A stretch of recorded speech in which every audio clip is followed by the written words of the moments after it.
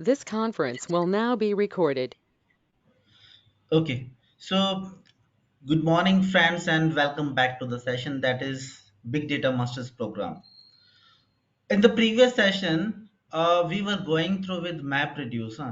So, MapReduce, what I told, in order to code for MapReduce or in order to do something onto the top of Hadoop, you need to write down the code in Java. But Java is not mandatory for this particular program. We will be going through with other aspects like we will be going through say scoop so scoop is not utilizing java. Let me give you certain insight and create a notepad,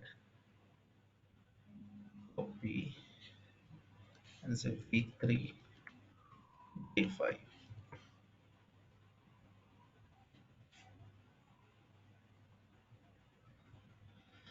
So what is happening,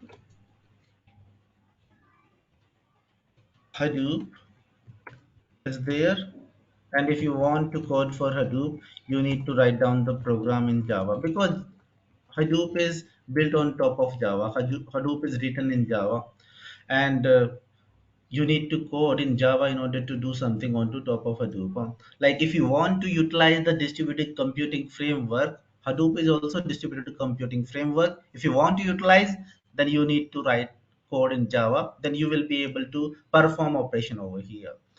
But what exactly we are going to do?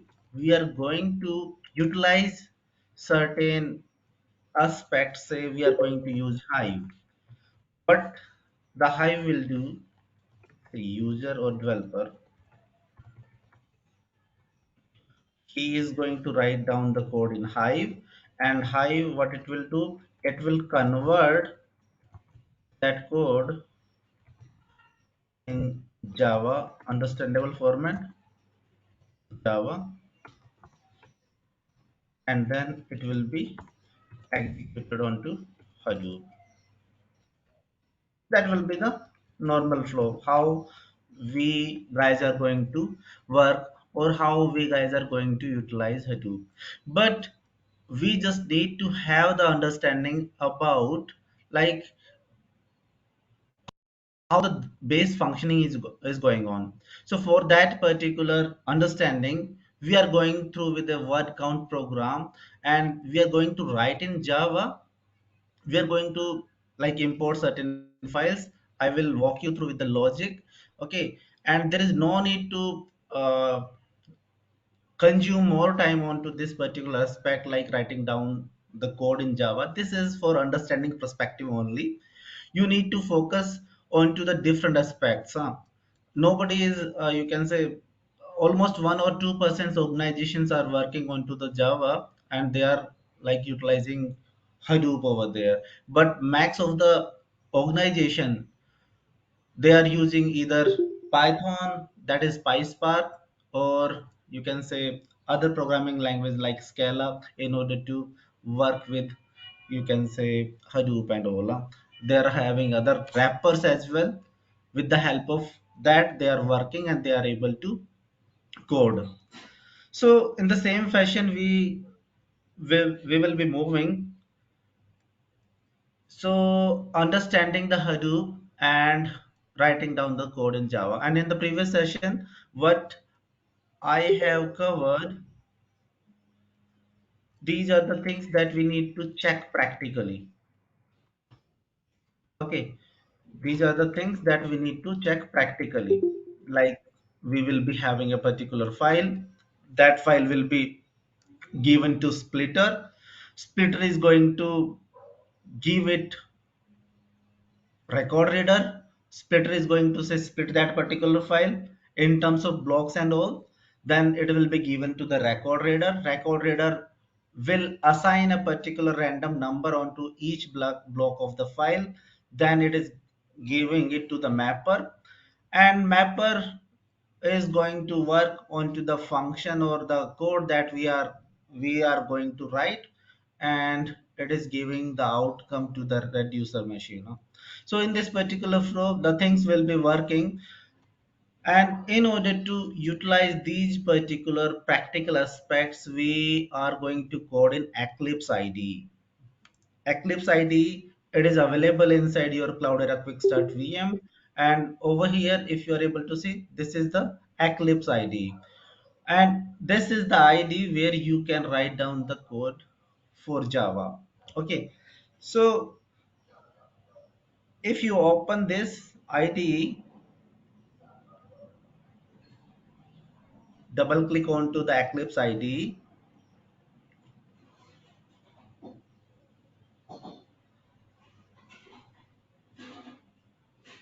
Okay, so this project explorer will open and you are able to see different options: a file, edit, source, refactor, navigate, search, project, run, window, and help. So over here, in order to code, in order to utilize this particular id over here, guys, if you are able to see Java Eclipse, so this is the Java flavor of Eclipse id. Eclipse id is available for different languages, say Scala. If you want to code for Scala, then you need to have Scala Eclipse IDE. Okay, so based upon your usage you need to download, but inside the Cloudera Quick Start VM, they have provided a package, and in that package we are having Eclipse IDE as well. Like if you want to code for Java, then you can utilize it, so Eclipse IDE, this is Java Eclipse, and we will be able to write down the Java code. That is fine, perfect. So first we need to create a project in order to code in Eclipse IDE. So you need to click onto the file, then new, and Java project. Okay, so it will ask a name of project, so you can give any name, say Best 26 is the project name that I'm going to give. And oh, this is built, this Eclipse IDE built onto Java SE 1.7. Java 7, it is built onto top of Java 7. But if you want to utilize any other, you can say, package that is available onto your machine, then you can choose that particular Java version as well. But we are going with the default version that is there inside this Eclipse IDE, that is 1.7. Java 7 basically. Yeah. So let me create next. Okay, each and everything is fine, and let me click onto the finish. So batch 26 project has been created over here. Now in order to code in Java, we need to have certain classes. Let me write it down. In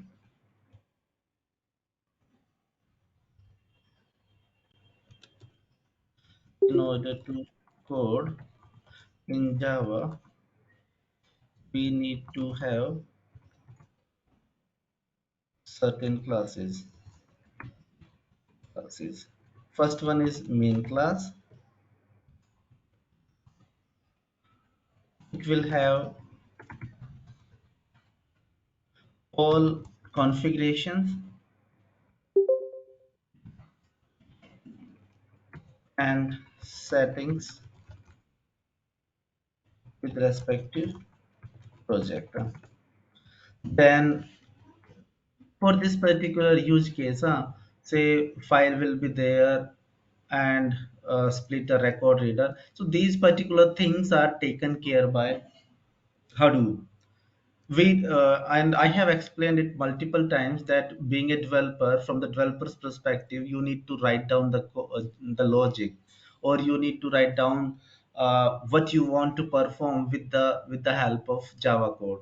So the mapper and reducer logic you need to write down now. So you need to have, say, second one, mapper class, where you are going to write the mapper logic. Then third one, the reducer class, reduce class,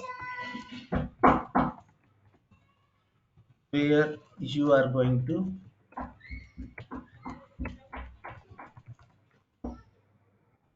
write reducer logic. So I will be going to define these particular things, and I will be giving you enough understanding in order to have the knowledge about these particular three classes. Just give me a minute, guys. Just give me a minute.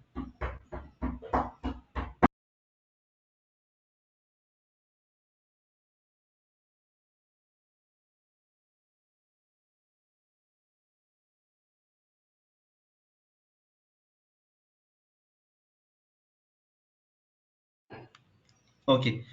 So you need to have three classes: main class where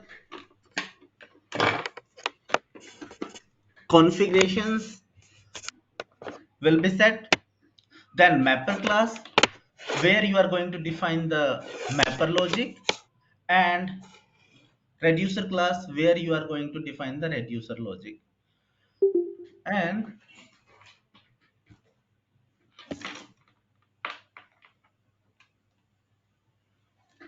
why you need to define these particular logics, huh? Because Hadoop will work based upon these particular logics, and you will be able to get the outcome. Let me try to give you the insight what we have covered in our previous sessions. So we have gone through with this word count program, huh?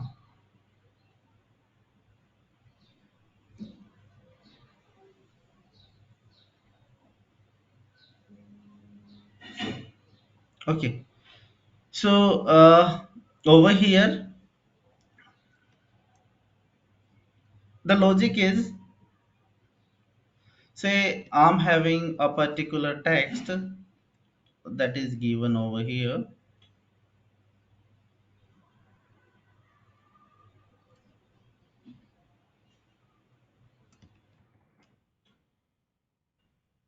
That is given over here. Let me paste it over here. Okay. I'm having this particular text. Hello, how are you? How are you? Welcome to big data world. Big data is going to replace the way of thinking. Big data is the future. This is the context, or the data that we are having in our file. Then it will be given to splitter, and splitter, what it has done, it has splitted it into the blocks. Now we are having blocks.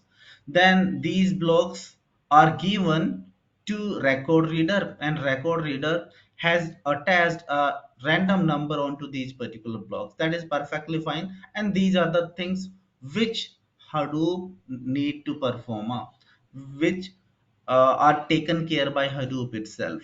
Now if I want to calculate the frequency of words, then the thing what I have described earlier, say I'm going to fix one on each and every word, then shuffling and sorting will happen.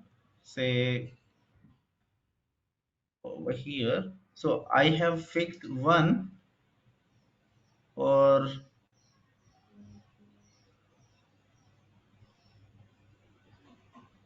hmm.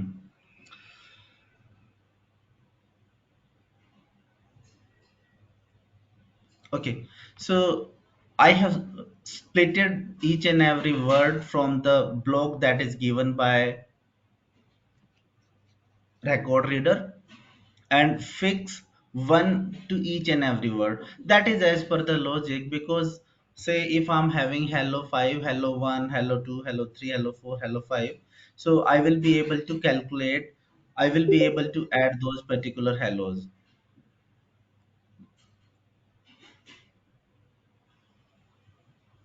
Let me paste it over there.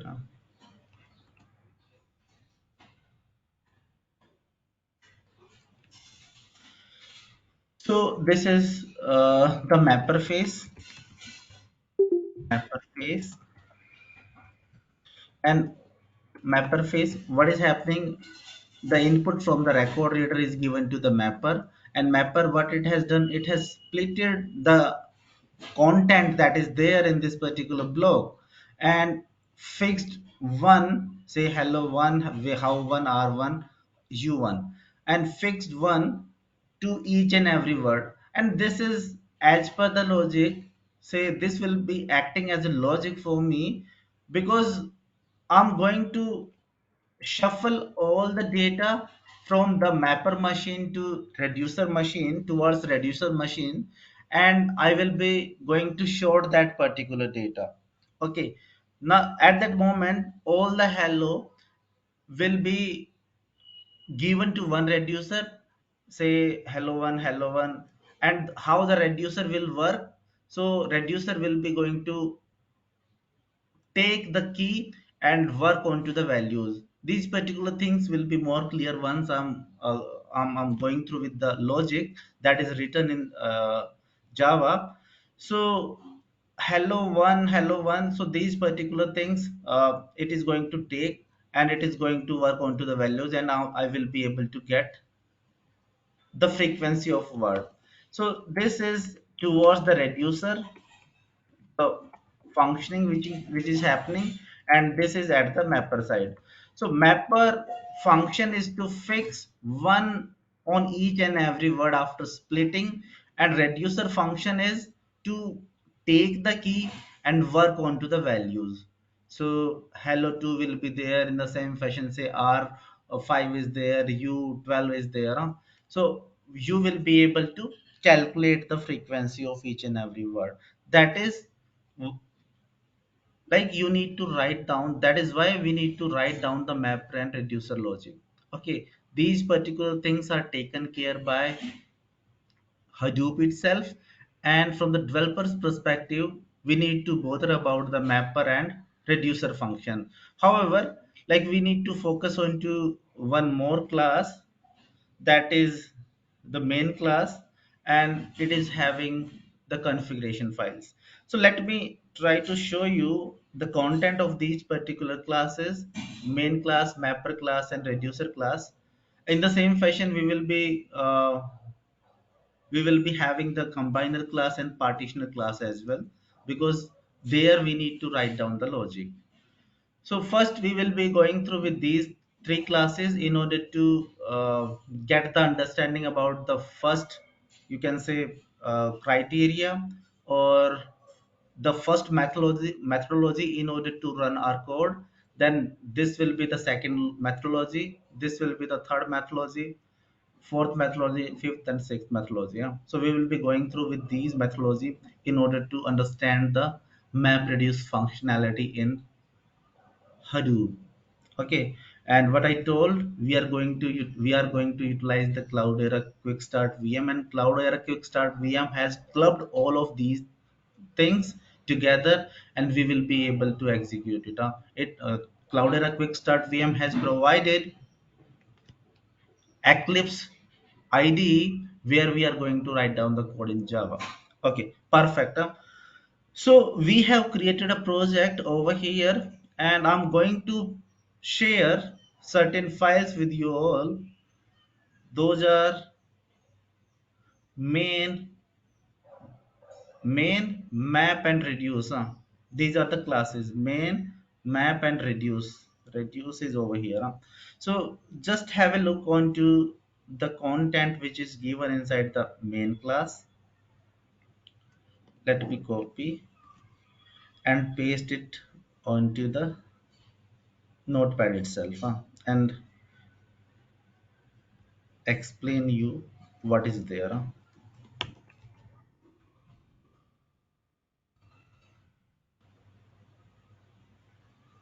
Main class.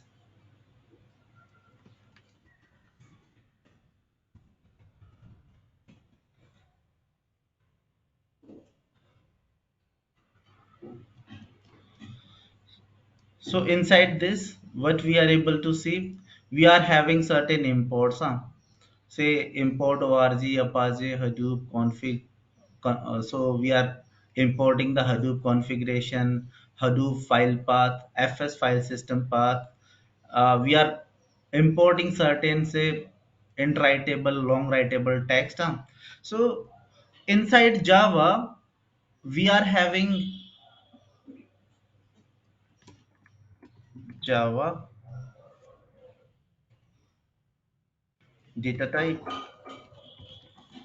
and Hadoop data type.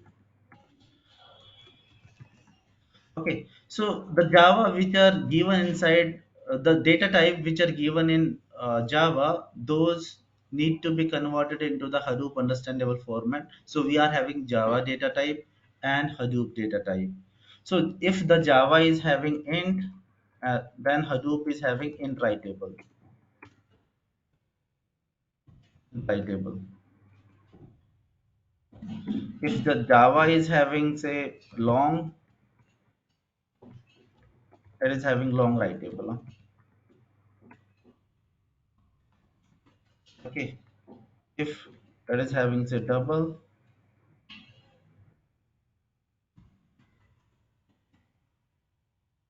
writable.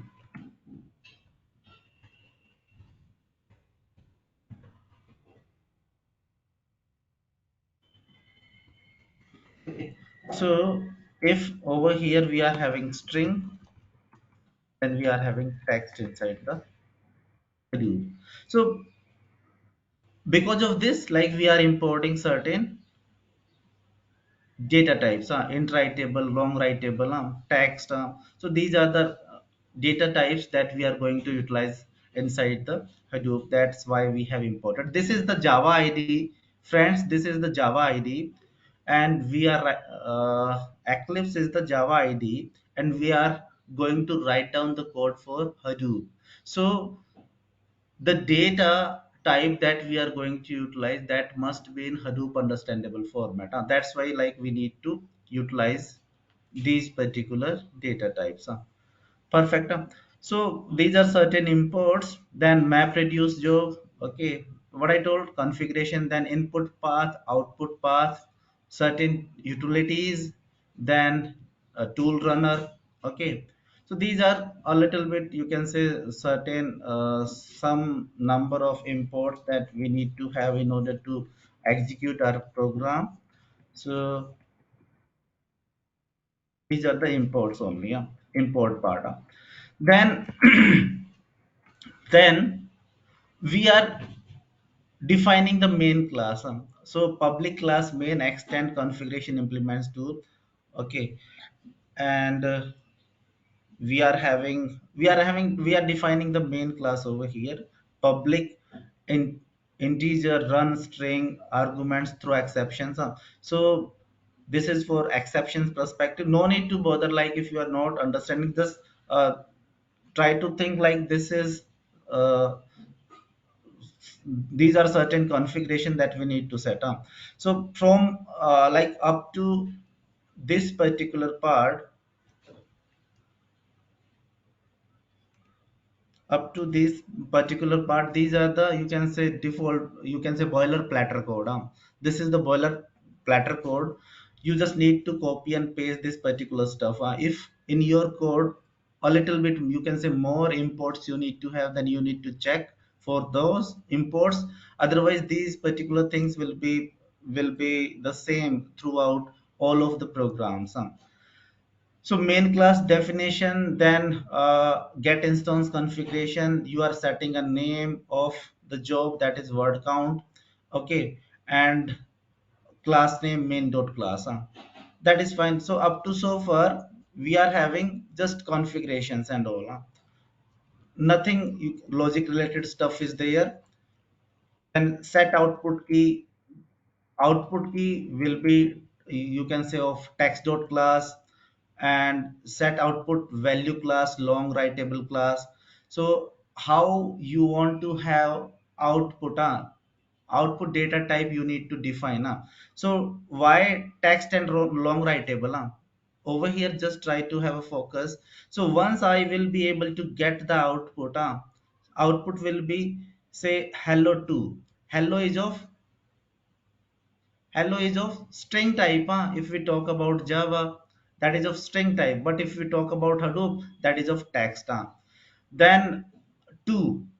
Okay, 2 is integer, or if integer is having certain limitations, say it can go up to 32,006 676. So up to it is having say 32676. This particular range is there plus 2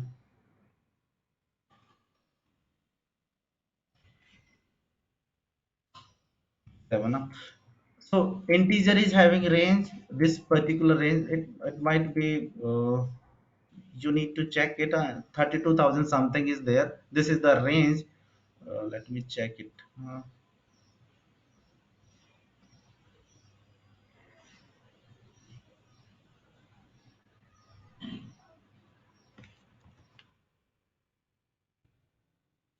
Integer range in Java.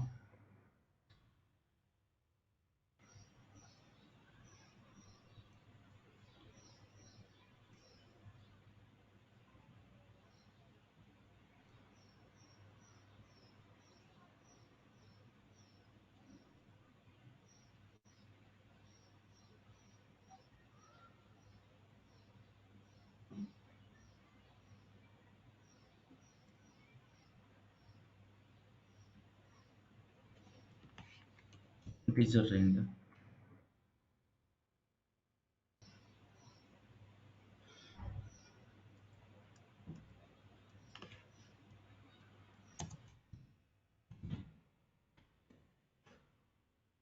Same.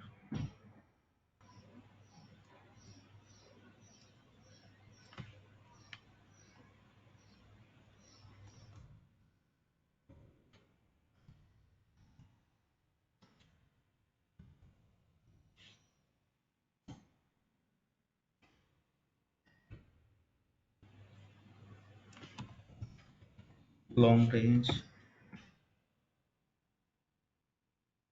Okay. So integer is of 4 byte and long is of 8 byte. Based upon the outcome that we will be having, 32 is not the correct one. So it is the range is different one. This one for integer and this one for long.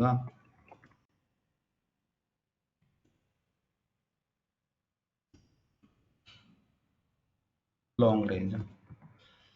So long range is you can say too much high, and if you are having limited, you can say values in the outcome, then you can utilize integer. But the developer has gone in a, you can say, predictive way, so that's why like uh, he has utilized long writable. So he want to have the outcome in long writable format, or in long data type. If we talk about Java, that is the long data type. Okay, so because like we want to have the outcome in text and integer format, then we have utilized, you can say, text over here. Text is the Hadoop data type, and long writable is the data type for taking out the long values. So because we are dealing with Hadoop, then we have used text and long writable. If it is Java, then string and long dot class will be there. So these are to set the configurations only. Then a job set map output value class, that is iterable. So this is the output for mapper. What I told, like the input to the mapper, and this is output to the mapper. So mapper output like key and value pair. So mapper output iterable class and iterable. So iterable, and we can have uh, the text as well. Map output class, we can define text dot class as well. So over here we have not set the output variable with respect to the mapper. If like there is certain change, with respect to input and output. Let me explain it. So we are having say file is splitted, and then we are having record reader, then key and value pair, key and value. Okay, and it is given to mapper machine. Mapper, what it has done, it has provided key and value pair, key and value value. Okay, so key is of text type only, that is fine, and value is of integer, integer what it has taken. Now it will be given to reducer, and reducer will take it as a key and it as a value. Okay, that is fine, it will be text and integer, and output what it will be, say key and value only, value. But over here a change is there, text and long.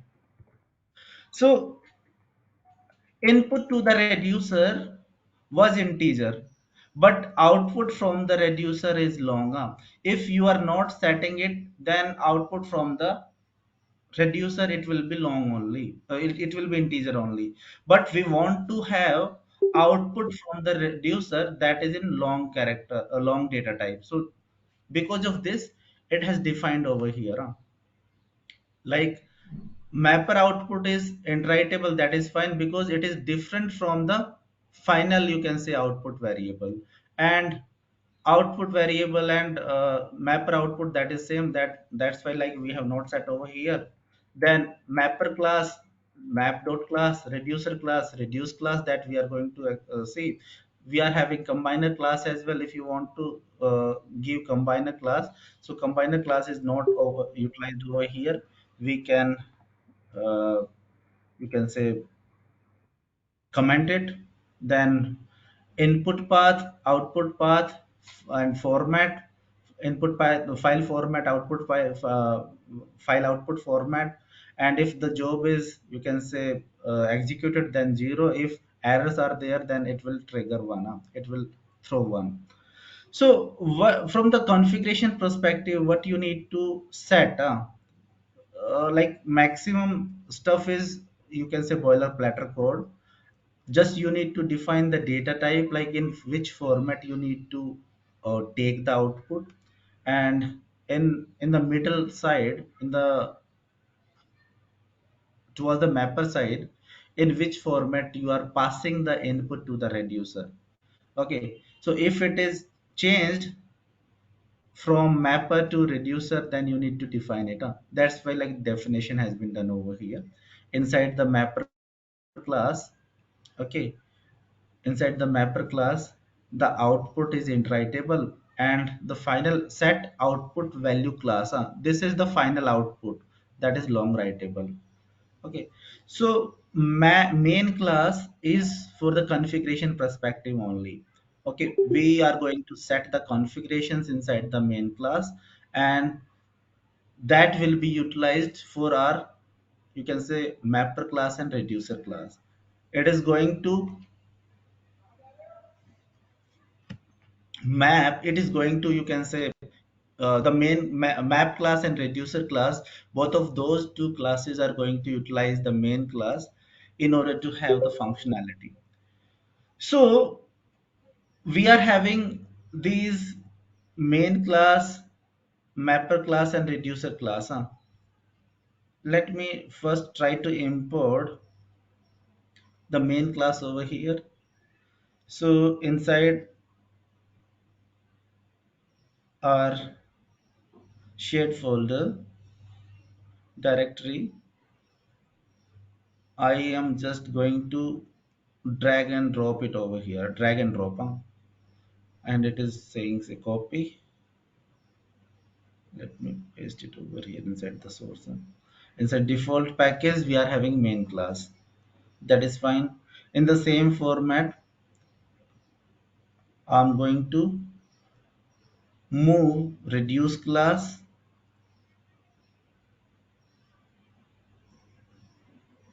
and mapper class as well.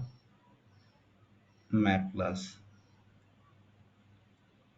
Okay, that is fine. We are having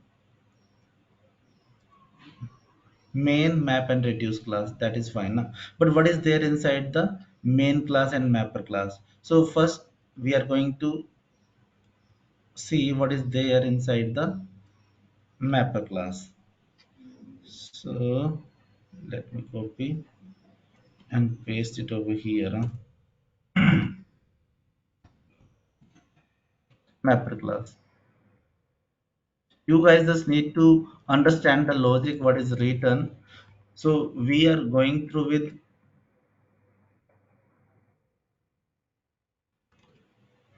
word count program, and for word count program the logic is written over here. So these are certain imports that we need to have because we want to have utilize the Hadoop data type iterable, long writable text, and MapReduce. This is the mapper class. Then importing Java input and output if exceptions are there. These those exceptions will be captured with this particular you can say library. Then we are going to define the map class, and it will extend to mapper.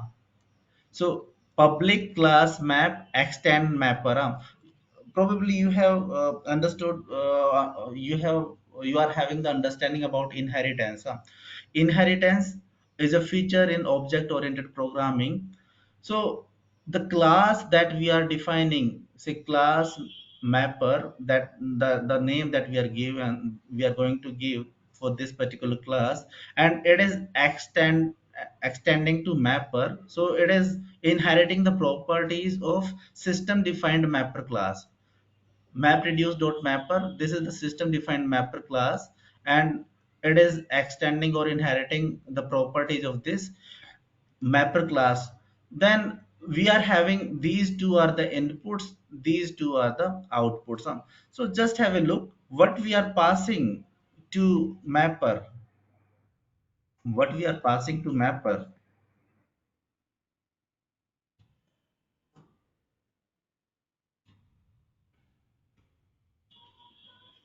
what we are passing to mapper, this particular stuff. Say these particular things are given to mapper.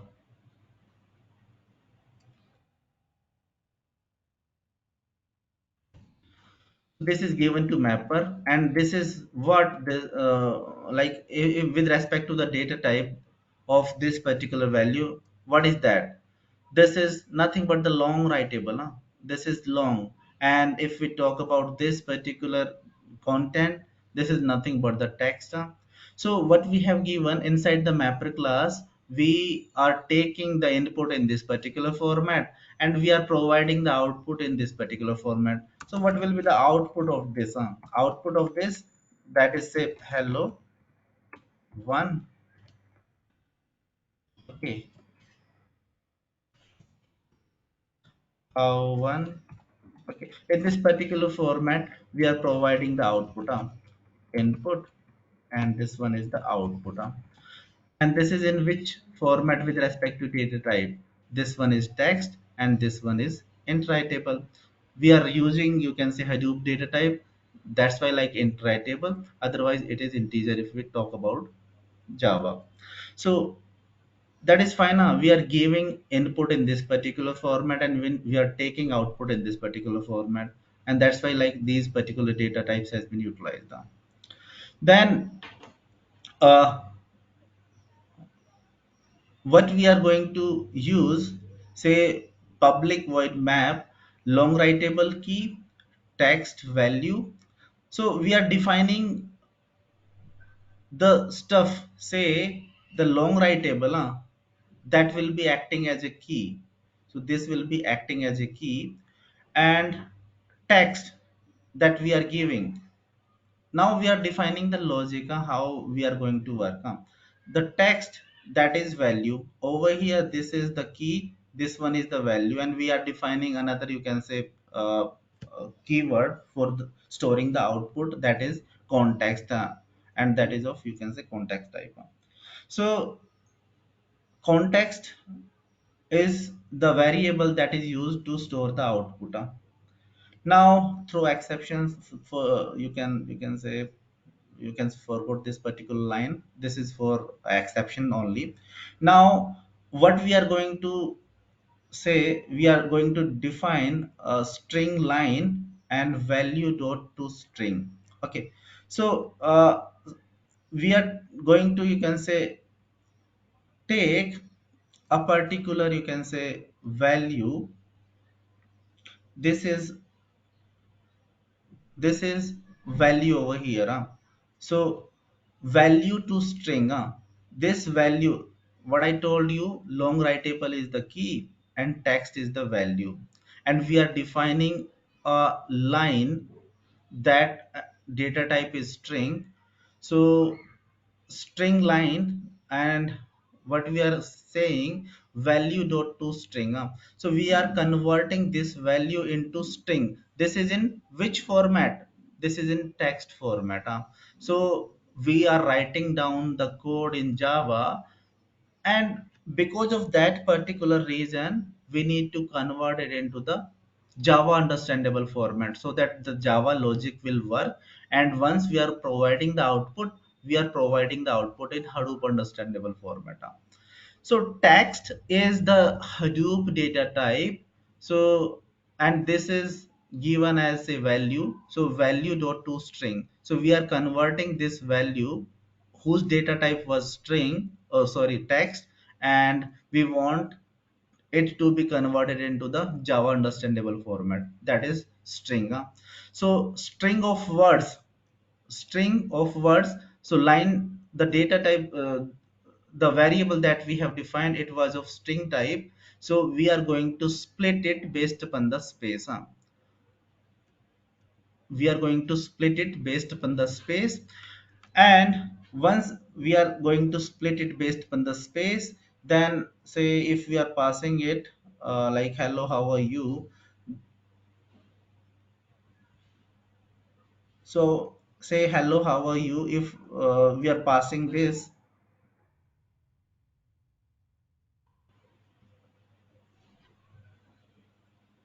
if we are passing this, so till this line, what will be the output? It will be like this, hello how are you, how are you, so hello, sorry, how are you, how are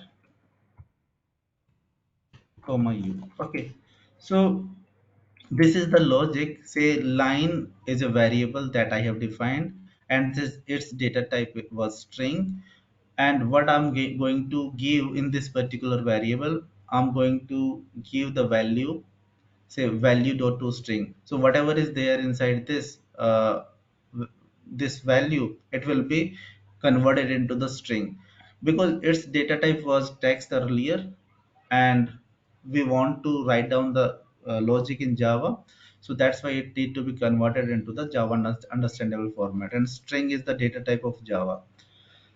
Okay, fine. Then we need to split this particular line, and split based upon what space. So we have split it based upon the space. Now the output, it will look like this. So how are you? This is the output I will be having. Now string of words. Okay, so you will be having this particular, you can say, array of words. You will be having array of words. Now you are going to iterate. You are going to iterate this string of words with for loop. With for loop. So string of words, colon words, and context. This is the context that I have defined for storing the output. To write new text word. So what will be happening? So what I'm going to do, this particular for loop will iterate through this particular content array of words, and what it will be doing,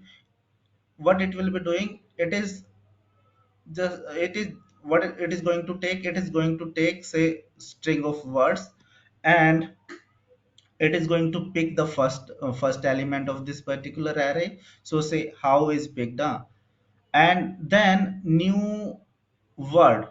So it is going to give new data type. So first of all, try to understand this particular for loop. So for loop is, and just forgot context dot write text as well, and new as well, and in writable as well. Okay, so I am iterating with array of words.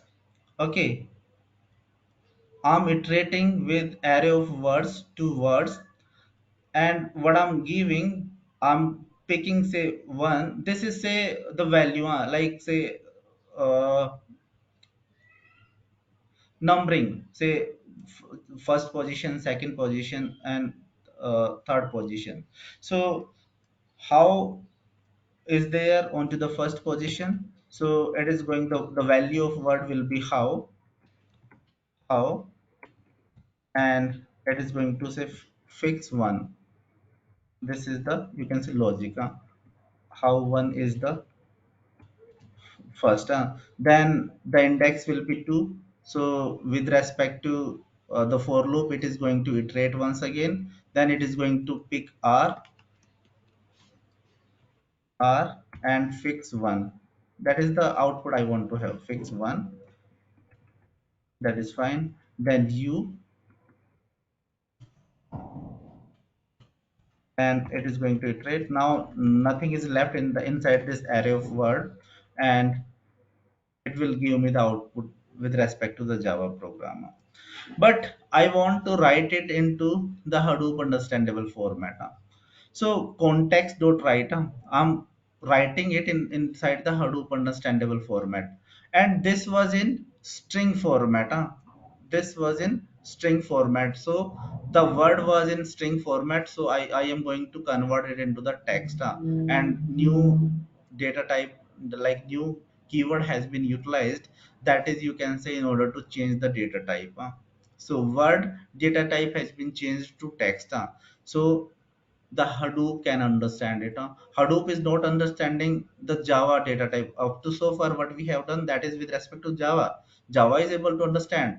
But if we want to get the outcome, then we need to convert it into the text. Let me write it down over here. So word was in string format. So I need to convert it into the text word, and I need to give the new keyword because I'm changing the data type over here, and then the same format new, and I am going to convert it in writable. Okay, so that's why like these particular things have been utilized over here. Text word and one, that is fine. Like I'm fixing one with each and every word which is given inside this array of word, and I'm iterating with the help of for loop because I want to fix one with each and every word in this particular array. So with respect to the logic, hope friends you are able to understand it. If someone is having any doubt, he can ask. With just try to understand the logic. Say we have taken the complete sentence and we have converted it into the string because it was in text data type. So we have converted it to string because we are writing code in Java. Okay, so Java will be able to work on its data type only. Then we have defined string. Okay, array of string, that is, you can say blank array, and we have given a name to this like word, and the word is having line dot split. So whatever is there in this particular line, it will be splitted based upon this particular logic. Okay, now we are going to iterate. Okay, string of word. Okay, we are giving a, you can say, new variable over here, and it will be iterating with respect to the words that I'm having. So it will be going to iterate with respect to this particular words, array of words basically. And I am going to write the outcome onto this particular, you can say, format. And once I'm able to get the output, then I'm going to convert it into the Hadoop understandable format, context dot write, like to write the outcome that I'm getting. And over here text, and enter table to convert the output into the Hadoop understandable format. Just have a look onto the logic. Okay, in the main class we have defined the configuration, that is the boilerplate code. Only one or two line you need to change over there, otherwise that will be copy and paste. Inside this map class, you need to define the input data type, output data type, and you need to define the logic was quite straightforward. Whatever we are having, we are going to split it, and then we are going to iterate it with for loop and fixing one.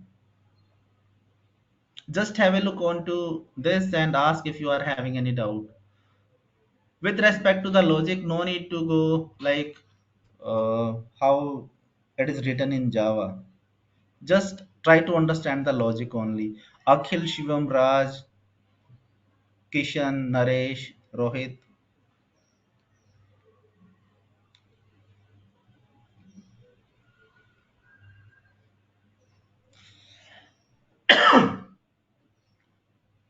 Fine so far? Can we move further? Yes, sir. Yes, yes. Okay, perfect. Huh? I think with example it will be more clear. Come again? Yeah, I'm saying I think after one example uh, will be more clear to this. Okay, okay. So this is the code only. This is for understanding perspective only, how the functioning is going on inside the world of Hadoop. Once the person writing down the code in Java, and how he or she will be able to execute it, how things are working, at which level the programmer need to focus. So these are the things that you need to understand. We are not going to learn Java at all, right? We are just going to understand the logic, how the functioning is being happening inside the world of Hadoop when we are writing the down the code in Java. Okay, otherwise in our you can say entire course module we are not going to utilize Java. But as you have started a new journey, so you must have the idea what was happening in past. So in the past we are writing down the code in this particular way. However, what I told you, like in our learning journey, we are going to utilize different components, say, and with those particular components will be converting the converting the code that you have written into the Java program at backend, and then it will be fired onto the Hadoop cluster, right? And over here no converter is being utilized. You are writing down the code and firing it onto the Hadoop cluster, right?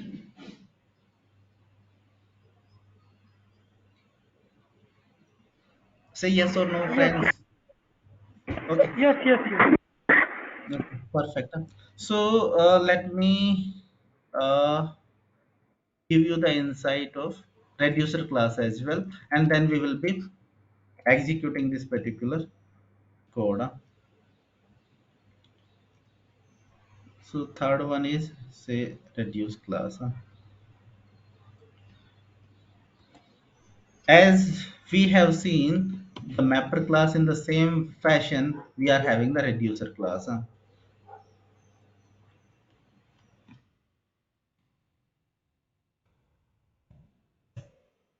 Reducer class.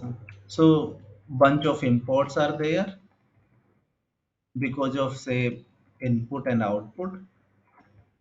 So we want you to utilize iterable, wrong writable, and text, and MapReduce dot reducer. So this is the import for this is in order to import the reducer class. And over here class, reduce extend reducer. Previously the map class was extend to mapper. Over here the reduce class extend to reducer, so it is inheriting the properties of reducer class. This is the system defined in class, and this is what we are going to define. So our class is going to inherit the properties of reducer class. Okay, that is fine. Now inside this, inside this what we have seen, like the first two keywords are for input and last two keywords data type basically are for output. So in which format we are having the input? So the output to the map to the reducer, the input to the reducer is output of the mapper. Over here, say if I'm taking say key and value as text and int writable, let me write it down, writable. This is the output from mapper class, and what it will be? It will be the input to the reducer class. So input data type of reducer class are equal to output data type of mapper class. So that's why like text and int writable, that is nothing but output of mapper class. Mapper output is text and int writable, and reducer input is nothing but text and writable. That is fine, and that is logically you can say fine as well, because reducer class is going to consume the output of mapper class. And now in which format I want to have the output from the reducer class? So text and long writable, that is fine, and it has been defined in main class as well. Like the final output is must be in this particular format or data type. Text and long writable. This is the output to the reducer class. Output from the reducer class. Now output from the reducer is the final outcome, and that's it has been defined in the main class as well. Set output key class text and set output value class long. So this is defined inside the main class as well. And in the same fashion, say public void reduce text is the key. This text will work as a key. Iterable like int writable basically. We are giving it iterable, and integer writable is nothing but the values. That is fine. And context is a variable that we are going to define for storing the output. Throw exceptions you can ignore. Now what we are going to do, long is a, you can say count is a variable that we have defined, and it is of long type, and we have set the value to 0. Okay, then for int writable values, so it is going to pick int writable value and int writable values. So whatever is there, say we are having hello one. Just try to think in this particular way. So what is it is saying, int writable values, int writable values. So it has defined a variable that is of that name is value, and the data type is int writable. And this value, this variable will be iterating up to values. This variable will be iterating up to values, and we have defined a count that is 0. Okay, count equal to count plus value dot get, value dot get. So say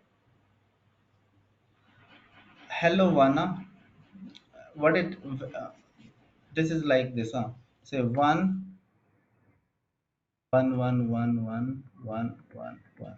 Okay, So at the first iteration, at the first iteration, the value will be say 1, okay, and it is going to iterate up to these particular values. So the count is 0 at this moment.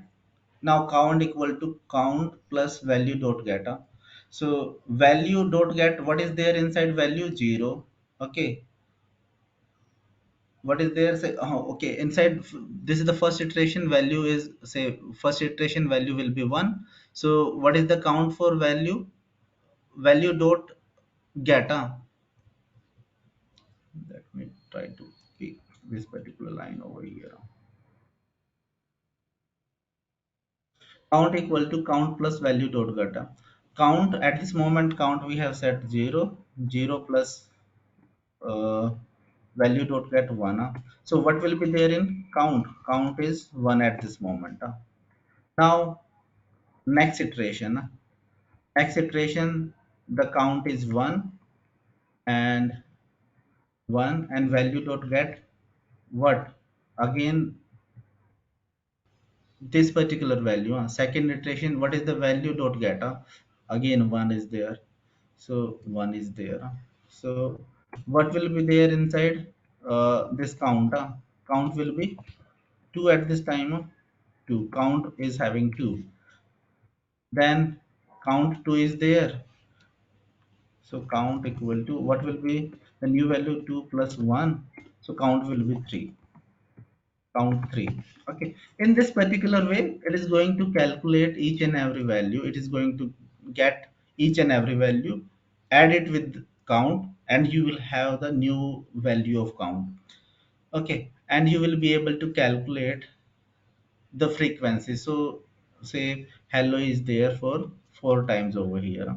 So count equal to 3 plus say 1, and count equal to say 4. This is nothing but the value for the hello. Now what you are going to do, context dot write, you are going to take the key is nothing but hello, and this count is in integer format. This is nothing but an integer format. Oh, sorry, long format. Over here the long word is long keyword is there, na? Data type is there. So this is in long data type, that is the Java data type. So you need to convert it into the long writable, that is the Hadoop data type, and you need to use this keyword in order to change the data type to the Hadoop understandable format. So key and then value. Over here we have used the same stuff like this particular key, and there is no need to change because it is inside the Hadoop understandable format only. Okay, so we are having the output from the reducer class as well. Just have a look onto this particular logic. Logic is quite straightforward. You just need to have values, and you are storing these values in a variable named value, and then you are getting the value of this particular variable with respect to the for loop, and adding it inside the count, and getting the final outcome after iterating through each and every value.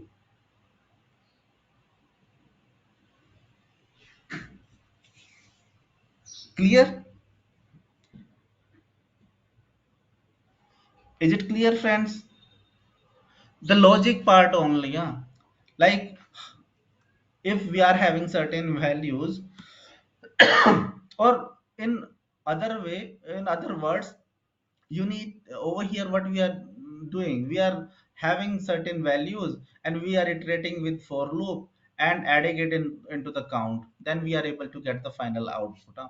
In the same fashion, what we are having, we are trying to the words split the words and then adding one, and we are giving say this particular word and add, you can say fixing one with each and every word, that is again done with the help of for loop. So in other words, what I can say, Like for loop is utilized over here, nothing else, no rocket science. Huh? With respect to our logic, only for loop has been utilized over here, right? Yes, sir. Okay, so you need to have the understanding about for loop, nothing else. Just I need to show you how these particular programs will be executed onto the Eclipse IDE. No need to bother about like how we need to define logic in Java, because we are not going to learn Java for our course module. And it is not preferred as well with respect to the industry demand.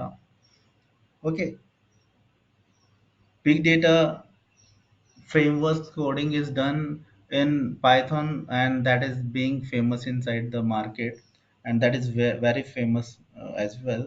And almost 70% organizations are preferring Python. So better to use that particular module instead of this Java. Java is a little bit tricky as well, and you need to write down lots of line of code for smaller functionality.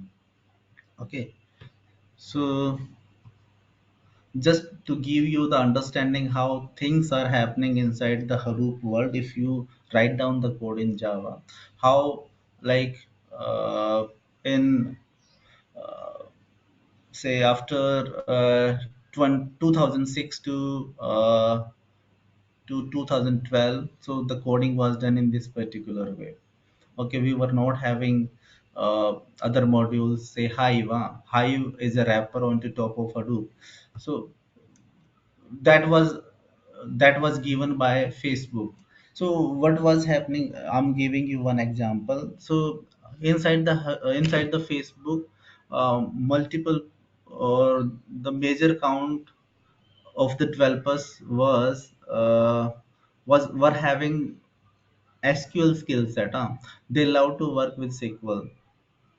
Okay, so then they have decided like can we have a wrapper onto this Hadoop so that we can write down the code in SQL, and that will be able to execute on Hadoop environment or Hadoop cluster.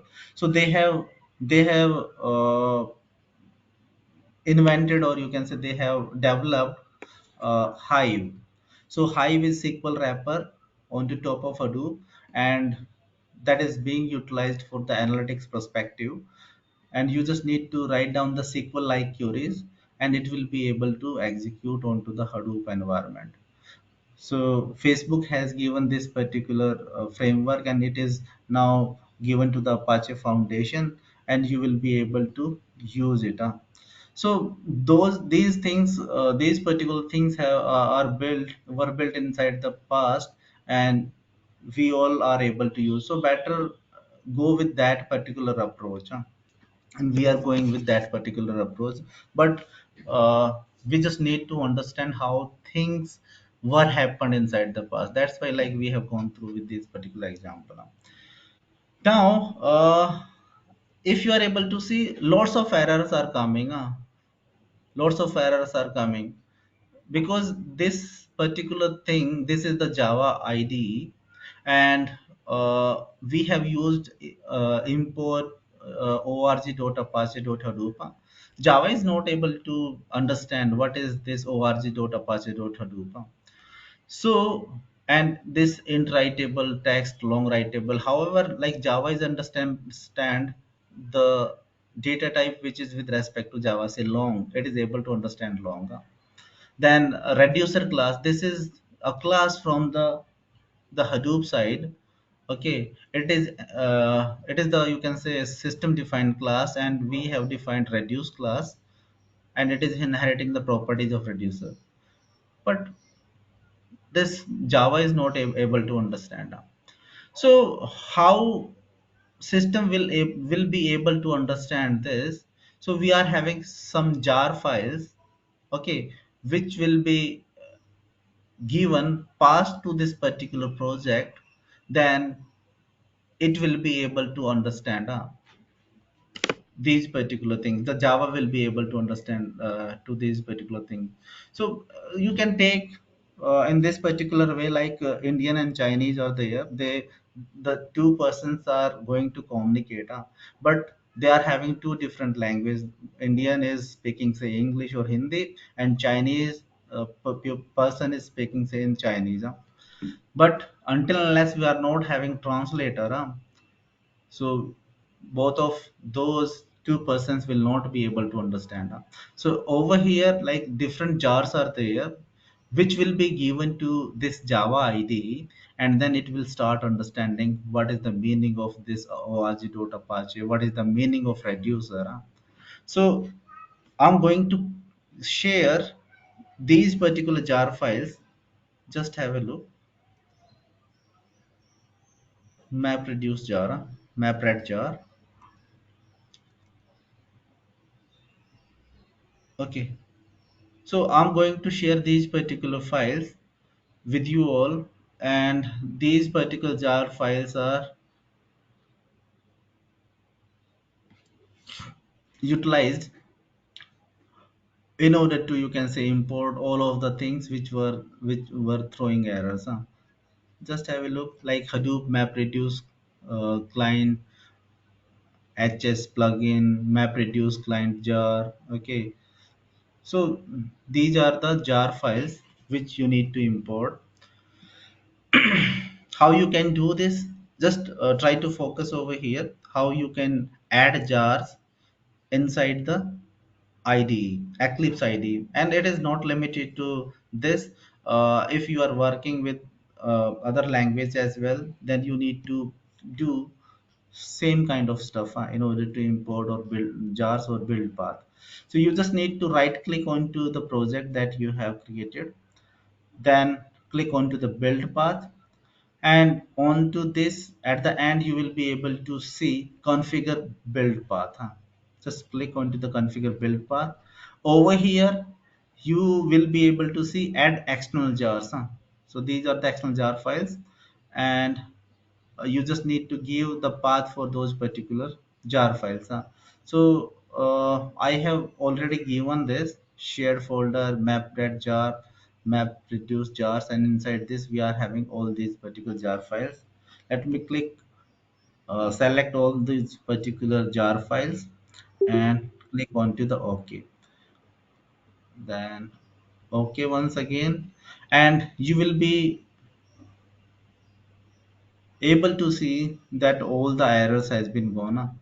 It is importing and all the errors will be gone. Just have a look, all the errors has been gone. Then let me open map class, main class, and in the same fashion the map class as well. But this main class is having certain errors. It is throwing error with respect to set combiner class, but we are not having combiner class at this moment, so we can comment this particular class. Okay, now that has been gone. So these are three classes that we need to have in order to have the understanding about our learning methodology, that how this mapper and reducer will work on. And we are going through with simple word count program that will give you the insight how the MapReduce function is functioning when we are writing down the code in Java. So just click on to the run over here, then go on to the run configurations.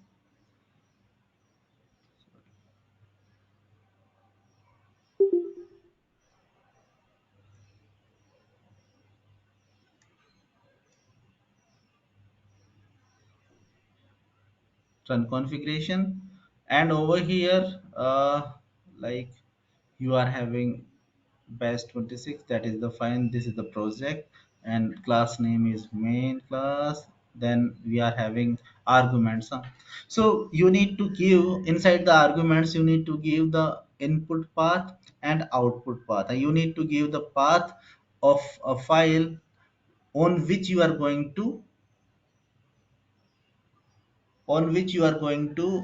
apply this mapper and reducer logic, or you need to give a file on which you want to calculate the frequency of each and every word. So let me check if we are having certain files.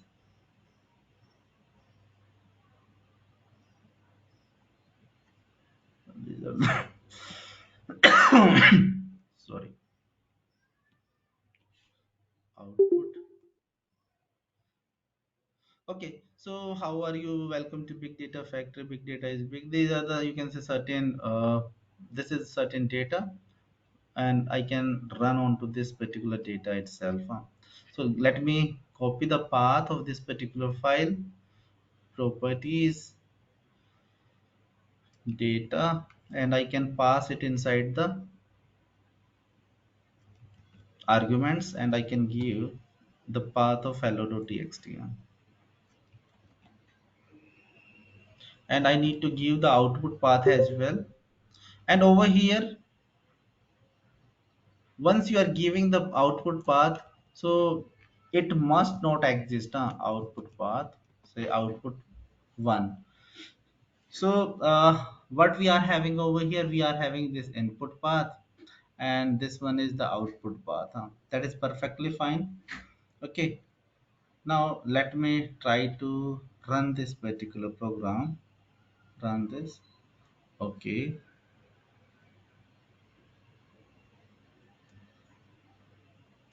so execution has been started, my friends.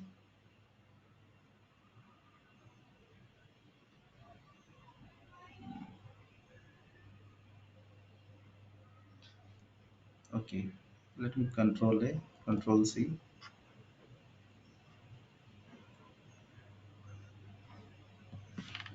Output log.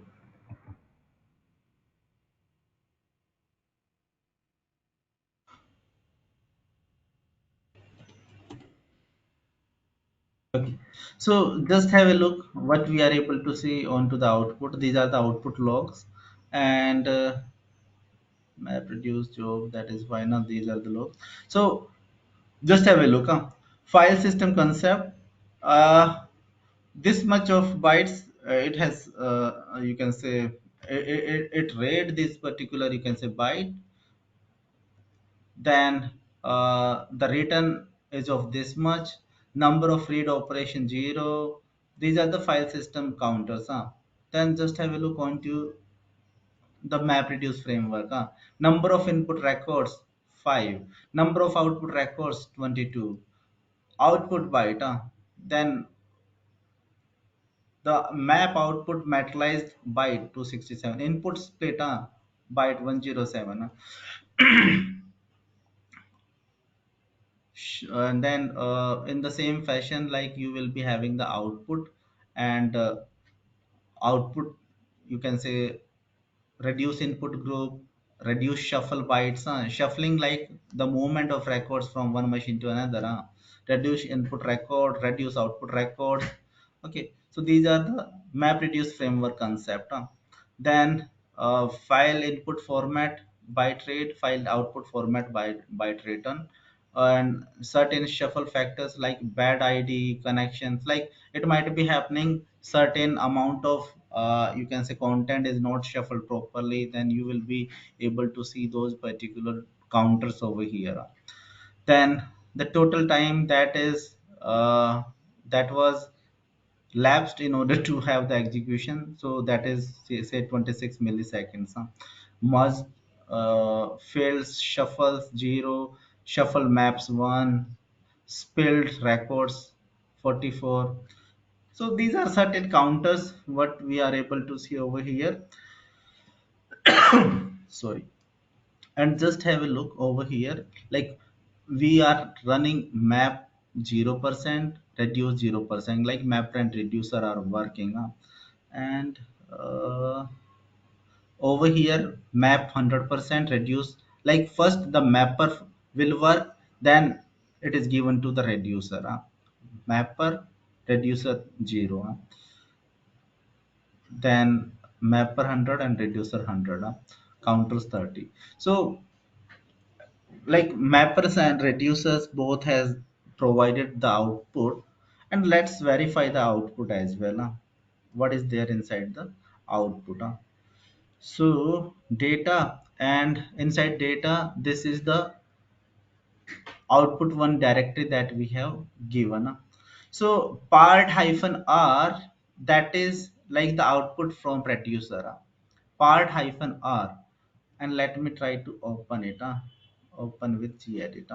So hello one, welcome one, r1, big three, big data factory two, course one, data two, going one, okay, having one, how one. This is nothing but the frequency of each and every word, and we are able to execute it successfully. Now the main thing that you need to focus, the main thing that you need to focus, that is default reducer. Default reducer.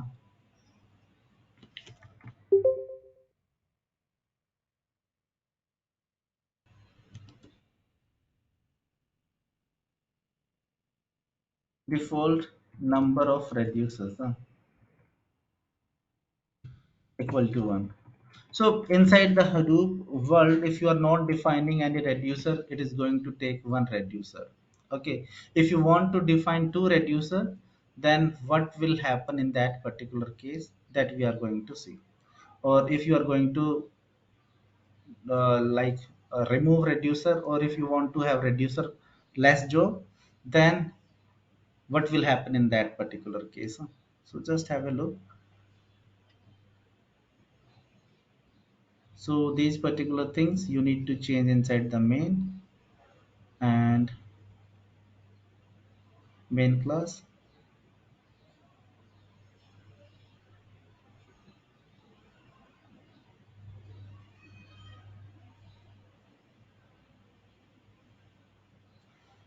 and we need to check the property.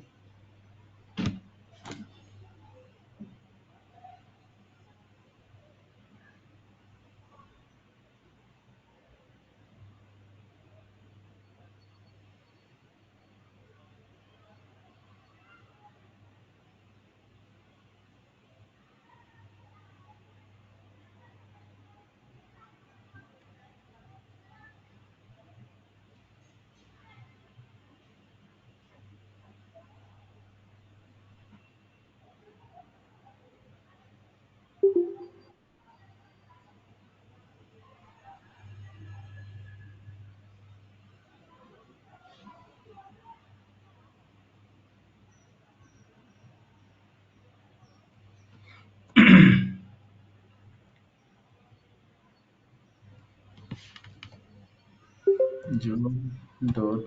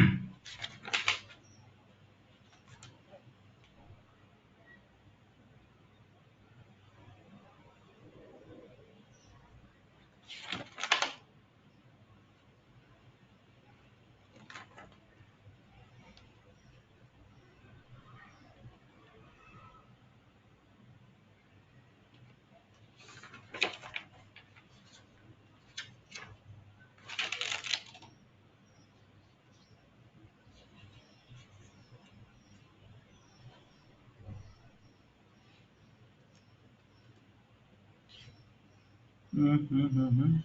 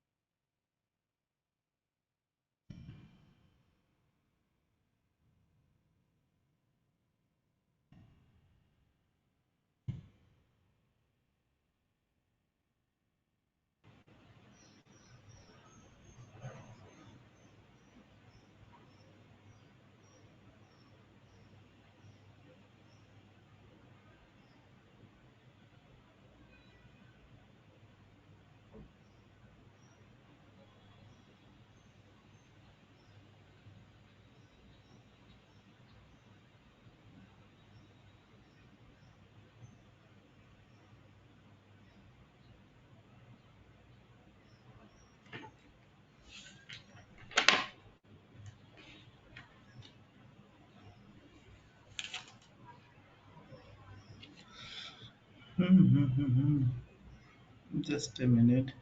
Job dot set dot num reduce task.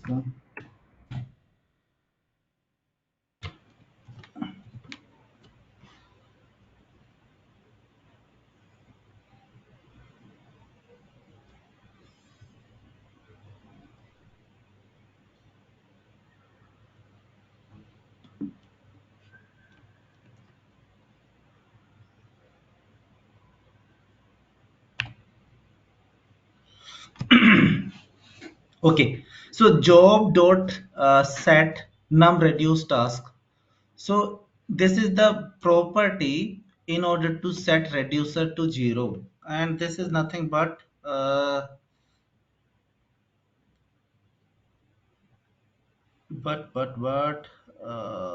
okay. The second you can say methodology in order to understand the functionality of MapReduce. Now, what will happen, friends? If we are not having reducer, then definitely the output from the mapper will be the final output. So we have set the property of reducer over here, and we have defined reducer to 0. Okay, now this particular logic will not work in that particular case. Let's have a look and run configuration, and then inside the arguments you can have output too. Okay, and what I have mentioned that output to this particular path is the unique one, it must not be existing. So you need to give the unique path, output path must be unique, the input path that will remain same over here. And let me click onto the run. Okay, and it will take a couple of seconds, and then we will be able to get the output. And you will be worried in this particular case, then if we have not defined reducer, then how the output will look like. So just have a look onto this particular output too. And now previously we were getting part hyphen r over here, that was the reducer output. And at this moment like part hyphen m, and that is nothing but mapper output. Just have a look. And this is as per our logic what we have written, like we have fixed one with each and every word. And over here even shorting has not happened. Like shorting is not done. Okay, how are you, this is as per our content. And just have a look onto the reducer output. This is the mapper output part hyphen m, and this is the reducer output. Sorry, this is say how one, welcome one. Okay, r1 big one, and then big data factory 2 course 1. Okay, data going having. Okay, so these are the things with respect to. And just have a look, it has shorted the content based upon the capital and small letters.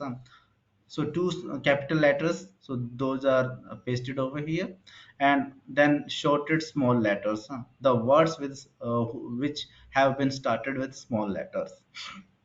So this is having the shorted output, and the mapper is not having the shorted output. We have seen it. Now over here this is default number of reducer. In our program we have not defined reducer earlier, but at this moment inside this main .java class we have defined the num reduce task. Where So num reduce task has been defined over here, that is fine. And the reducer is not working in this particular case, and we are able to get the output from the mapper only. Now let me move with the second methodology where we need to set the mapper greater than 1. So let me set it to 2 and then proceed with run configuration at this moment. And now I'm going to give the path which is already existing, and so at this moment it will throw error. Just have a look. So path is already existing and I have given the path which is already existing, so the program will throw errors. Okay, so it has thrown errors. Output directory, this already exists, already exists. So you need to keep these particular thing in mind, that output path must not exist. It must be unique one. So let me again change the configuration, and inside the argument I'm going to pass, say, output 3. That is the directory, and now in this particular case it is going to execute the code, and we will be having two reducers. The output will be with respect to two reducer. Okay, so just have a look. Output 3 is available. Now we are having two reducer file part hyphen r and part hyphen r1. So just have a look. I'm going to open these two files. So the keyword which is given to this particular reducer, that is not available in this particular reducer. All of these particular reducer will be working onto the unique keys. Okay, if big is available over here, then it will not available over here. If like world is available over here, it will not available over here. In that particular, why it must not be that, because if it is working in that particular way, then we will not be having the correct output. We are working with, say, frequency count program. We want to have the frequency of each and every word. If u1 is there and u2 is there, then that will not make any sense. That is the, and that will be the incorrect output. So each reducer will handle the unique keys. Each reducer will handle the unique keys. Okay, so over here what we are able to see, like, say, reducer, like MapReduce is able to work when we are having default one reducer, when we are having zero reducer. At that moment, like, reducer or those particular jobs are called reducer less jobs, and only the mappers output will be taken at that moment. Then we have seen, once we are setting the reducer to 2, then how the things will happen. We will be having two files inside the output directory, and both of those particular files will be having the unique keys. If we are setting it to 3 as well, so let me set it to 3 and run configuration, and say change the output directory for, and run it. Okay,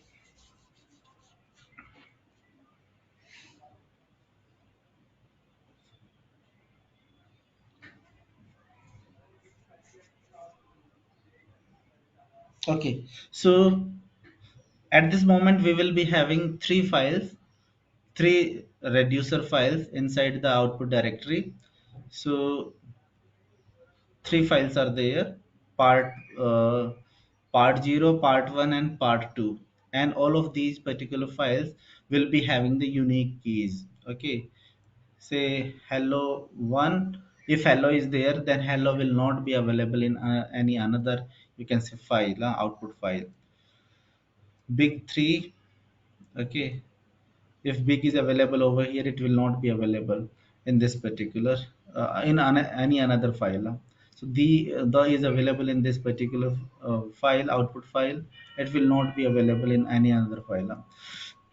So what we have seen, we are able to change the number of reducer, but we know it very well, reducers are like working into the monolithic way. We are not having the benefit of parallelism over here.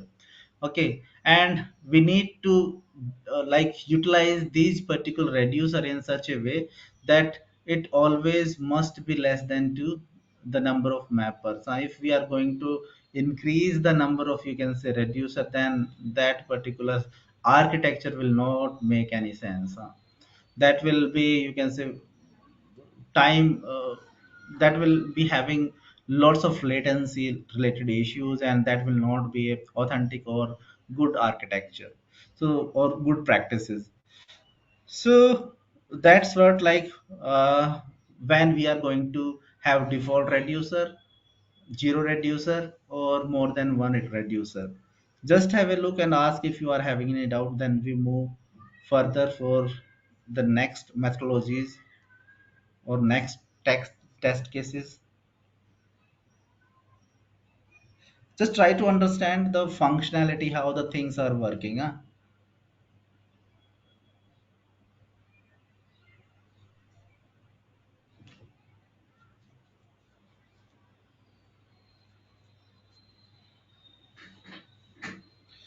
Any doubt, friends? Anything that is going above your head?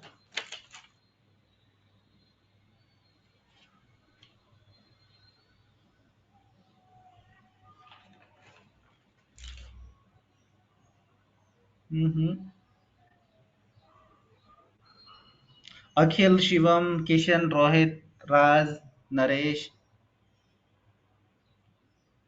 Any doubt? Are you able to understand the functionality? Is it?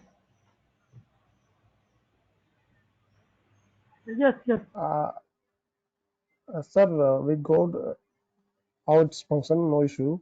But Mm-hmm. uh, where it's to be used, why go, where you go, we going for this course, it's usable in further, or I it's told you this. just for This will not be used. Huh? This will not be used. it's just for understanding. Yes, yes, that's what, like, say, you can take it in this way. Like you have taken the admission is in computer engineering, huh? and uh, Mm, and like you have given to work onto the, say, you need to practice onto the MATLAB. Huh? MATLAB will not okay. be utilized. Okay, Yes, yes, yes, yes. but like Actually, you need to have the understanding, or you can take it in this way, like you are in engineering, and say I'm sharing certain concept from the you can say, from the matriculation. It is, it will okay. look like that. So these Actually, are the sir, basics how things were happening this is for us. some, sir, this is some programming part. That's why some maybe confusion like that. A little bit, But yeah, I do understand. That's why I focused onto this particular line. Like you just need to understand the logic, not onto the programming language, kind of things. Just try to okay, focus onto the logic, how you are able to get the output. Okay. okay, okay. And what, like we have seen how this map reduce is functioning. So what I told, like mapper will give you the output. Say if we are passing hello, how are you, so hello one, how one, r1, that will be given by the mapper. And that's what we have seen. Like mapper Yes, is has given me this particular output. This is with respect to the mapper only. So mapper has given me this particular output, and this is as per our logic. So, and so we have gone through with this particular example as well. Like if you are passing hello, how are you, so the mapper will give me the output like this. Okay, so this is for the understanding perspective only. Like we have gone through with examples, and programmatically we have seen it. Okay, okay, this is with respect to the functioning only. Okay, there's no need to learn Java, there is no need to understand Java. And if you face, I'm repeating it once again, if you face any challenge, you are not able to get this particular context, then that is fine as well. Huh? It will not be utilized throughout our programming journey, huh? Throughout our course module, right? But at Okay. least you have the understanding, like these are the things that are happening with respect to the MapReduce, huh? And you will be able to correlate these the example that we have seen, like dog, cat, bat example, huh?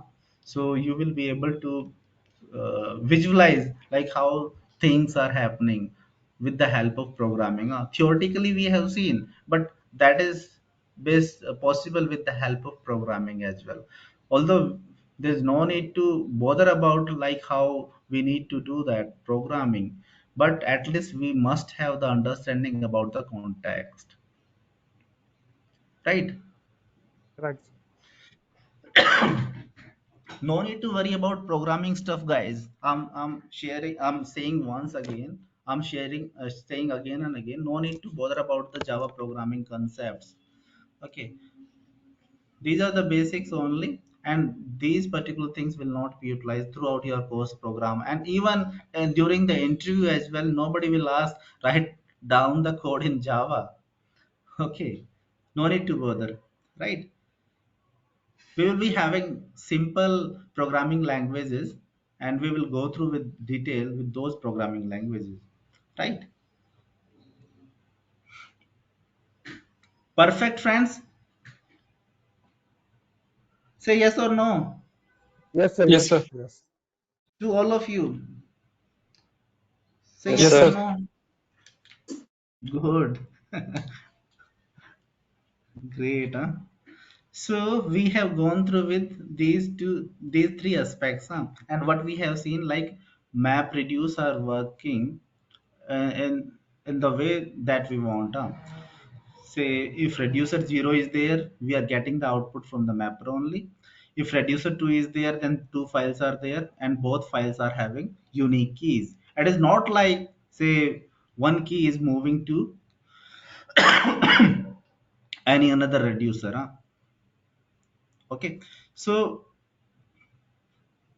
the next one is the mini mapper, huh? Mini mapper, or you can say combiner. So combiner is utilized in order to offload the reducer. Okay, combiner is utilized in order to offload reducer, and it is working to onto the mapper side only. Okay, so what I want to say, like if you are having heavy load and that is given to reducer, and we know reducers are the monolithic machines. Okay, they are not having benefit of parallelism. So what you need to do, you need to have the offloader, and offloader for reducer, that is nothing but combiner. So we will be writing down the custom combiner class in order to offload it. So let me show you the custom combiner class, huh? And you will be able to see that the combiner logic will be the same as the reducer logic, huh? Custom combiner, huh? Okay, custom combiner class, huh? Let me open this. Okay, so this is the custom combiner class, huh? And this is nothing but having the same code that is for the custom, you can say, that is for the reducer class. Let me open the reducer class as well. This is a combiner class.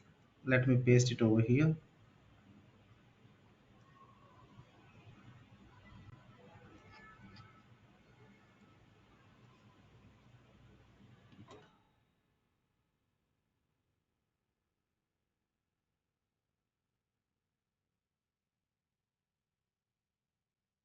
and we will be having focus onto the logic only. Rest of the stuff I'm going to remove, huh?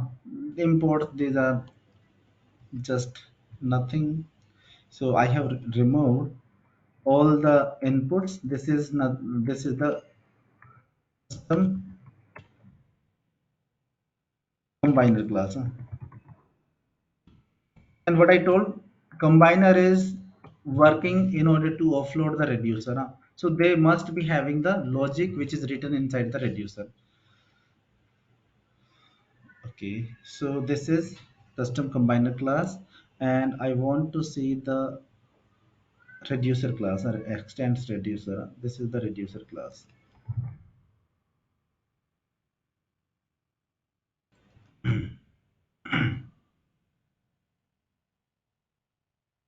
Move right as well, and I can take this particular thing in single line itself. Text. So exceptions I can remove.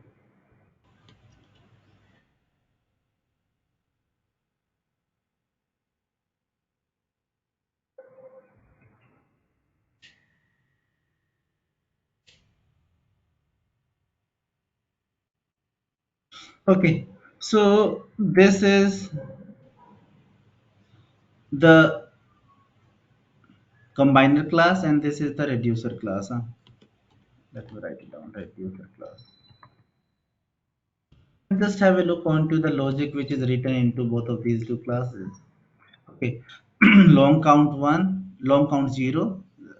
Over here int, only the data type difference is there, because the output from the each, you can say, combiner will be of short type, that will not be like big output. So the data type is given as integer. Over here we are having long.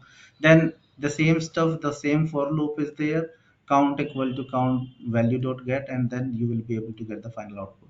So if you are one example I have quoted, like if a person has put down the paper, then then we need to align a person to take the responsibilities, or we need to hire another person, like, to take the responsibilities, and we are assigning the same, you can say, responsibilities to that person who is going to, you can say, take the responsibility of other who has put the paper in the organization.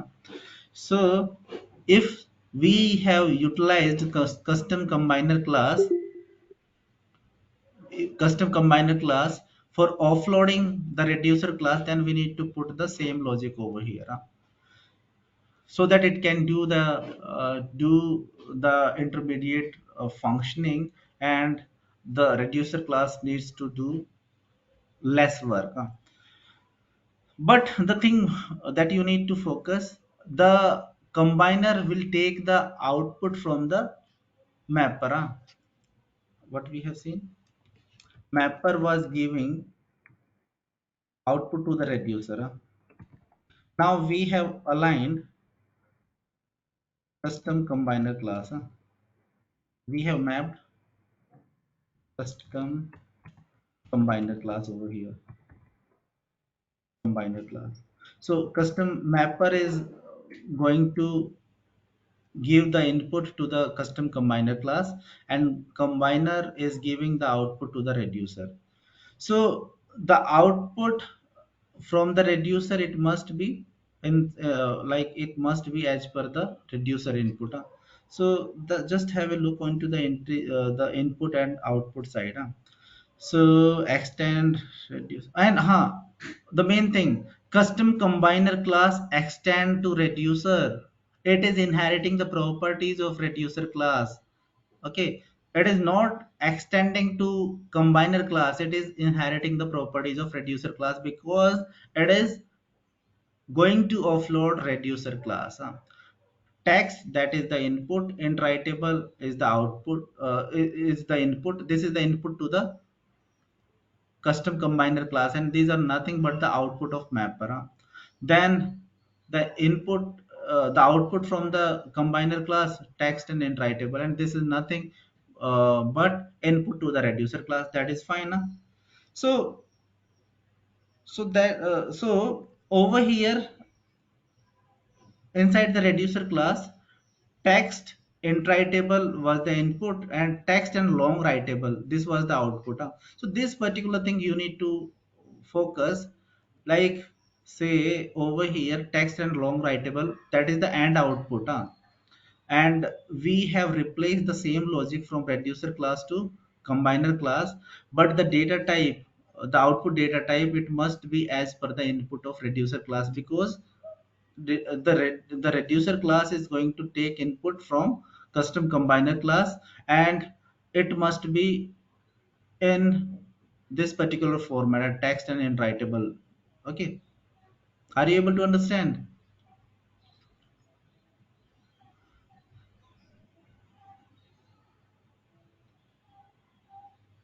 Let me explain it once again, in order to give you the clarity. So what I told, reducer class will give me the final output. But now I am going to utilize combiner class, which is acting as a offloader of reducer class. Combiner class is the offloader to the reducer class, and I'm going to replace the same logic which is written inside the reducer class. So reducer logic is mapped over here, that is perfectly fine now. But I need to focus on to the data type which has been used inside the reducer class.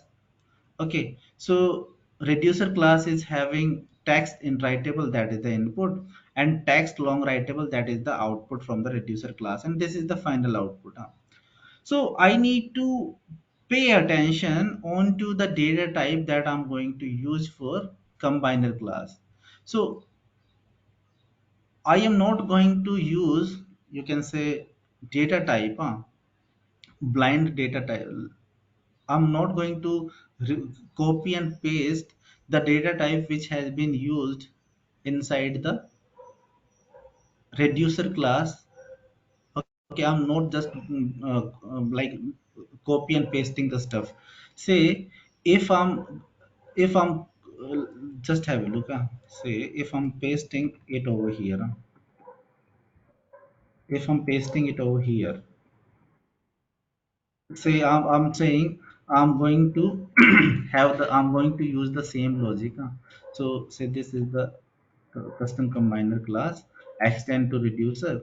So this will be exact copy and paste which is written inside the, this particular code is actually the code which is written inside the reducer class. But over here, just have a look. The integer text and int writable, this is the input to the custom combiner class. Text and long writable, that is the output from the combiner class. So if uh, text and int writable, int writable,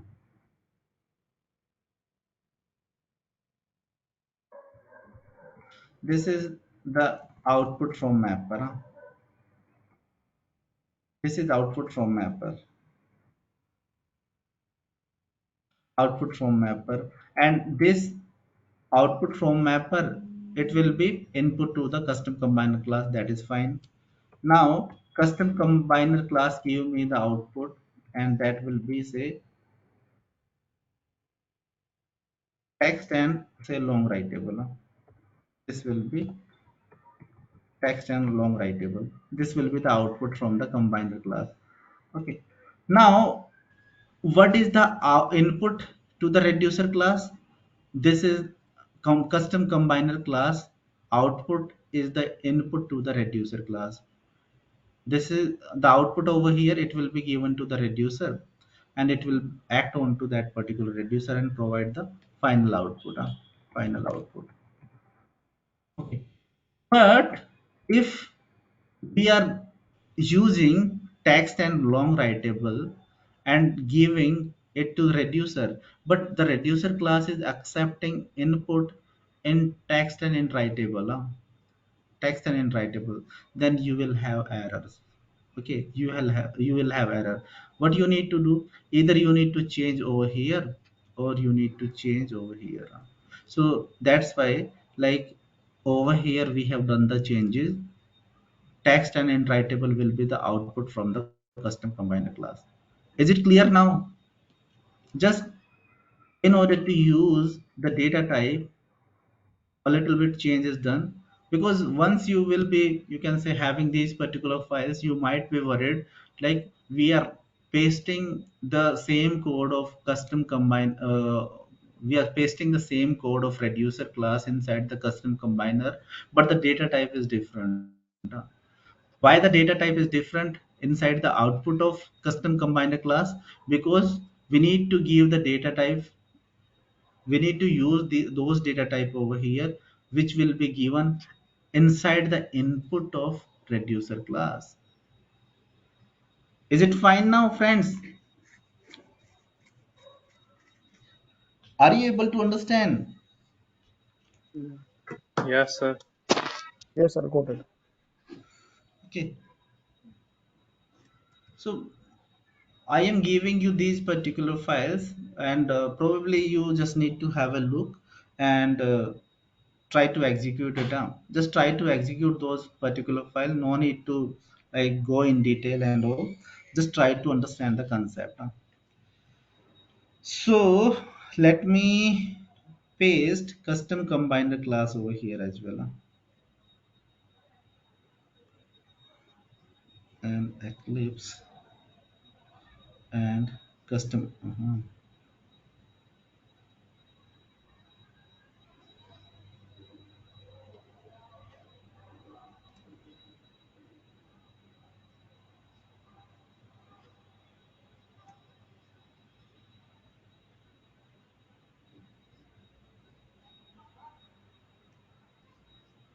So custom combiner class is there. Let me open the custom combiner class. Okay, so custom combiner, and one more thing that you need to focus, custom combiner class. The name, the file name that you are mentioning. Okay, so same class you need to define. So it is custom combiner class. Custom combiner class. That is fine. And main, inside the main I need to define this particular class. So set dot combiner class. So I need to give this particular name, custom combiner class.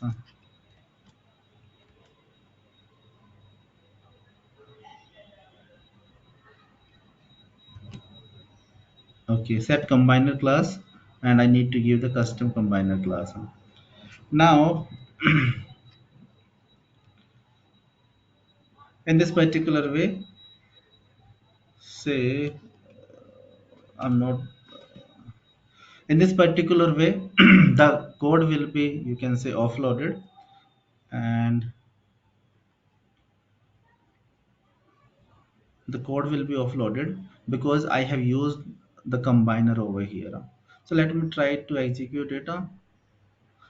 At this moment, like, you will not be able to see difference in terms of, you can say, timings, because we are running onto a very small data. But in the real world, okay, once you are having data in terabyte on terabyte scale, then you will be able to see the difference. You can say lots of difference will be there in terms of, you can say, timings and all, latency and all. So the execution has been done, and we have seen the output 5, and we are able to see the outcome is there. And now this particular code is more optimized because we have used custom combiner over here, and that is nothing but the third methodology that we, sorry, fourth methodology that we need to check, that we need to utilize. And in the same fashion, you can have different, you can say, map or combine different reducers, and you can check it, you can get the outcome. So that is fine. Now partitioner. Now say the keys which were given by partitioner, which were given to reducer, is based upon the system defined function. System defined function. Now partitioner, custom partitioner. Custom partitioner. So over here, if you are able to see,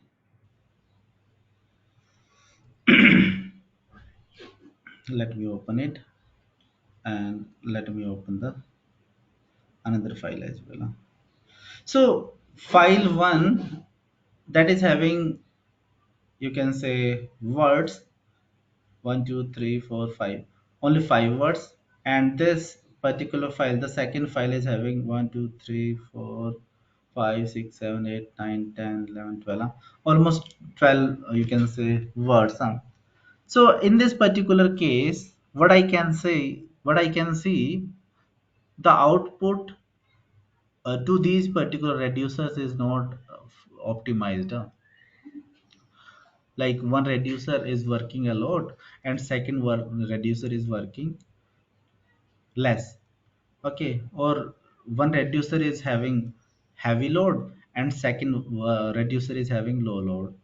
So how these particular things are happening, this is based upon the system defined logic, and I have shown you like system is working onto the hash function. Based upon the mapper input, it is going to give the output to the reducer based upon the mapper number.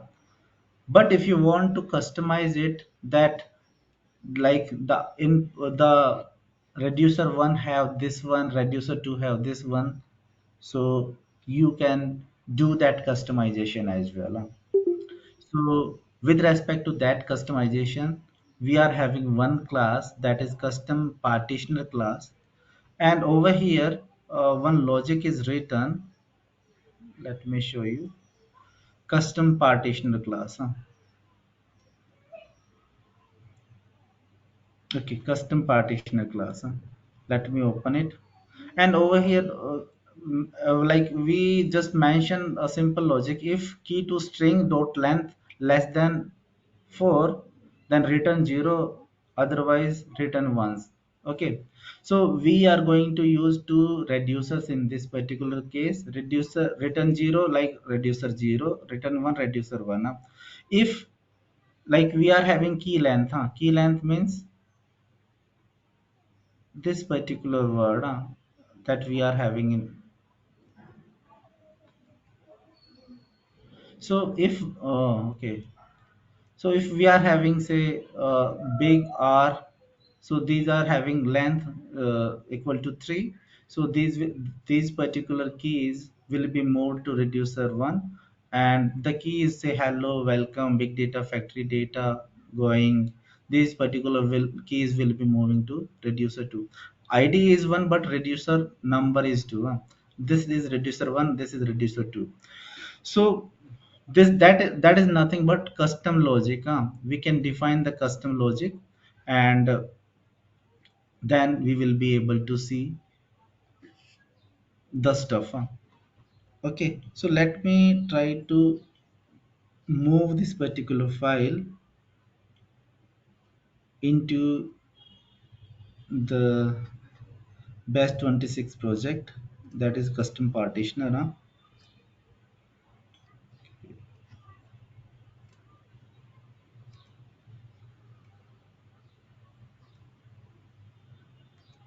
Custom partitioner, and let me open this as well. And for this custom partitioner, we need to set this particular property inside the main class. So let me set it over here near to custom combiner class and custom partitioner. Okay, custom partitioner class, custom partitioner, that is fine. And what I have mentioned over here, if the key length less than 4, then that particular you can say key will be moved to reducer 0, otherwise reducer 1. Just have a look. Simple stuff, no rocket science, just like based upon the key length, I'm going to choose the key in which reducer it is moving.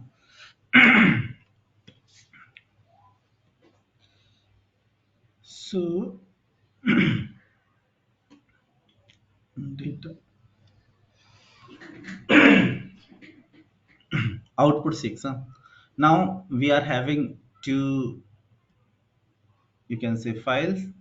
So file 1 is having all the keys which are having length less than 4, and file 2 is having the keys which are having length greater than or equal to 4. What we are able to see over here, that based upon the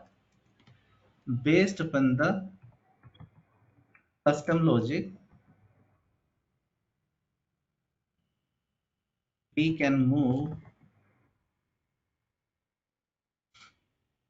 keys to a particular desired reducer. And partitioner is nothing but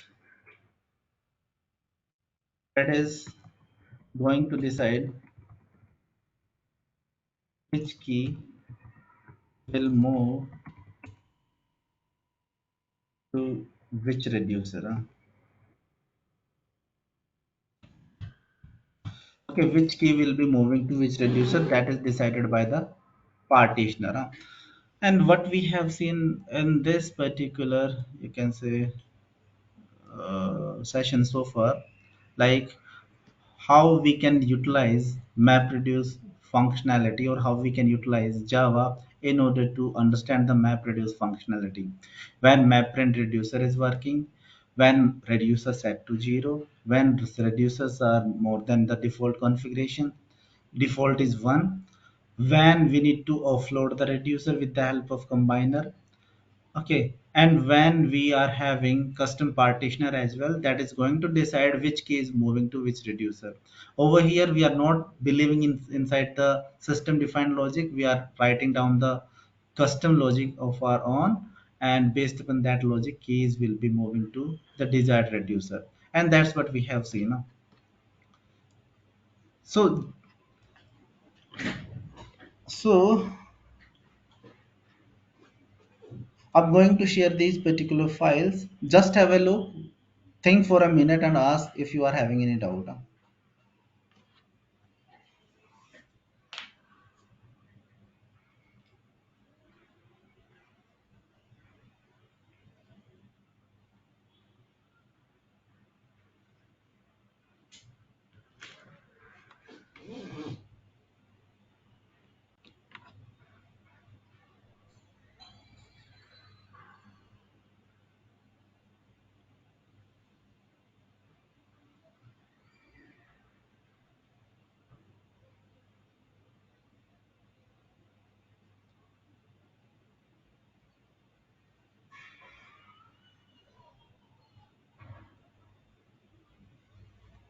Any confusion, friends? Any doubt that you are having? Anything that is there in your mind?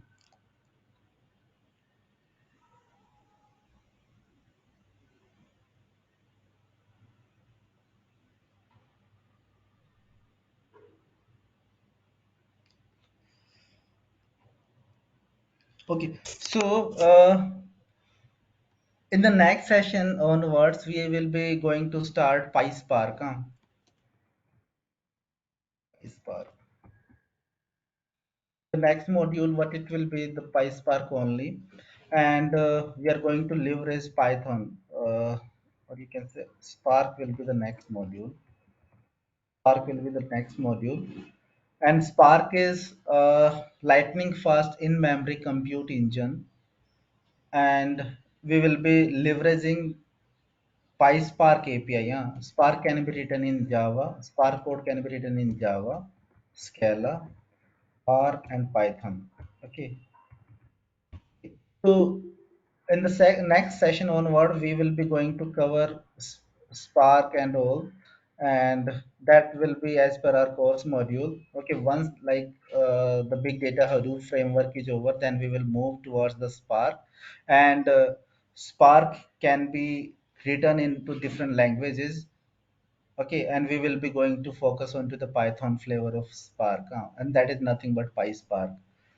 So in next session on and onwards, like first we will be covering Python basics, okay, and then we will be moving on to the Spark. So you need to have Spark installed in your, you can say, systems. So for having Spark, you can go through one slide that I'm going to share. You can do the environment setting. Let me walk you through with the presentation. Spark environment setting.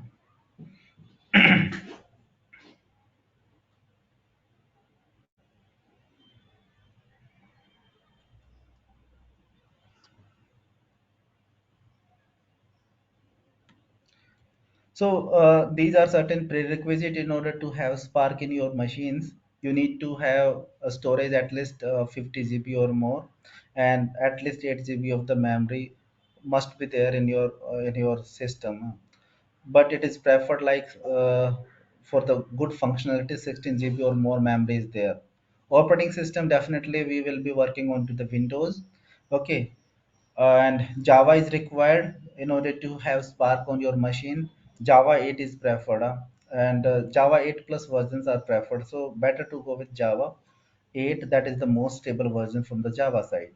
Then Python 2.7 or higher version you can utilize, and Py4j, that is the file that will be available inside the Python installation module as well, and it is preferred like Py4j 0.1.0.9, this particular version or greater than to this particular version will be beneficial. This particular file is utilized in order to have communication between Spark and Python.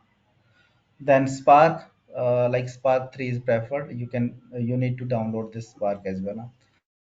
Then you need to proceed with certain these particular download and set the environment variables.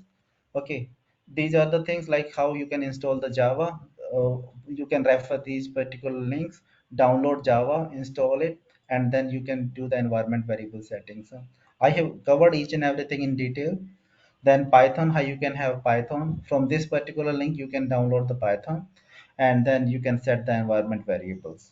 Okay, then you can have Spark and WinUtils download, and for that you can refer this particular thread. From here you can download and then proceed with the installation, and do environment settings. So in this particular way you will be able to perform the environment variable settings.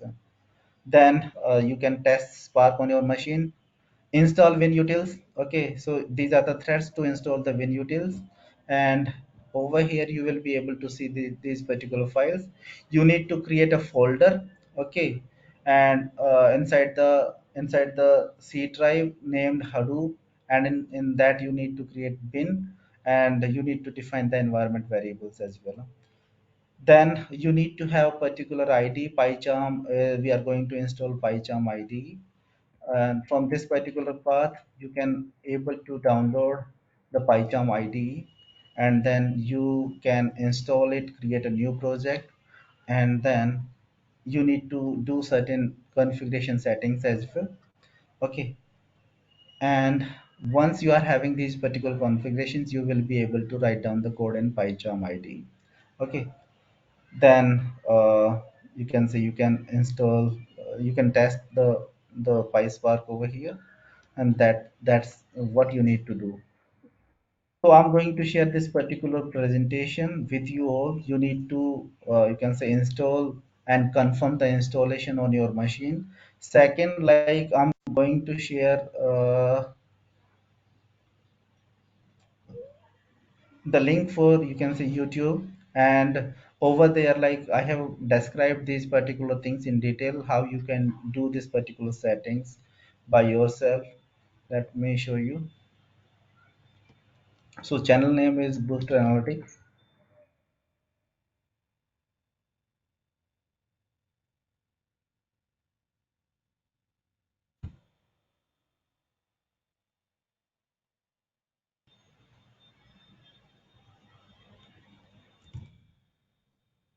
Analytics.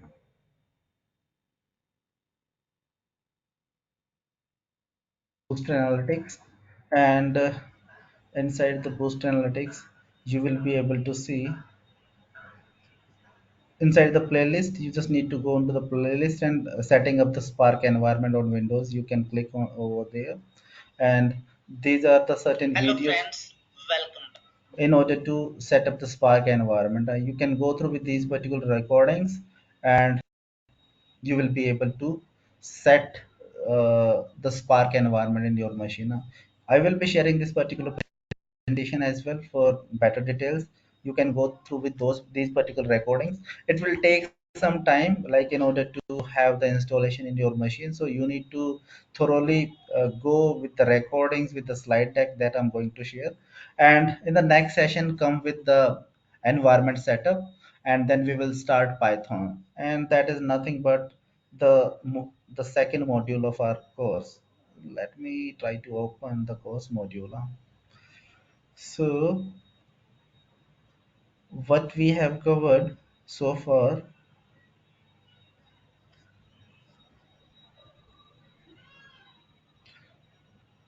So with respect to our course module, the first module is over.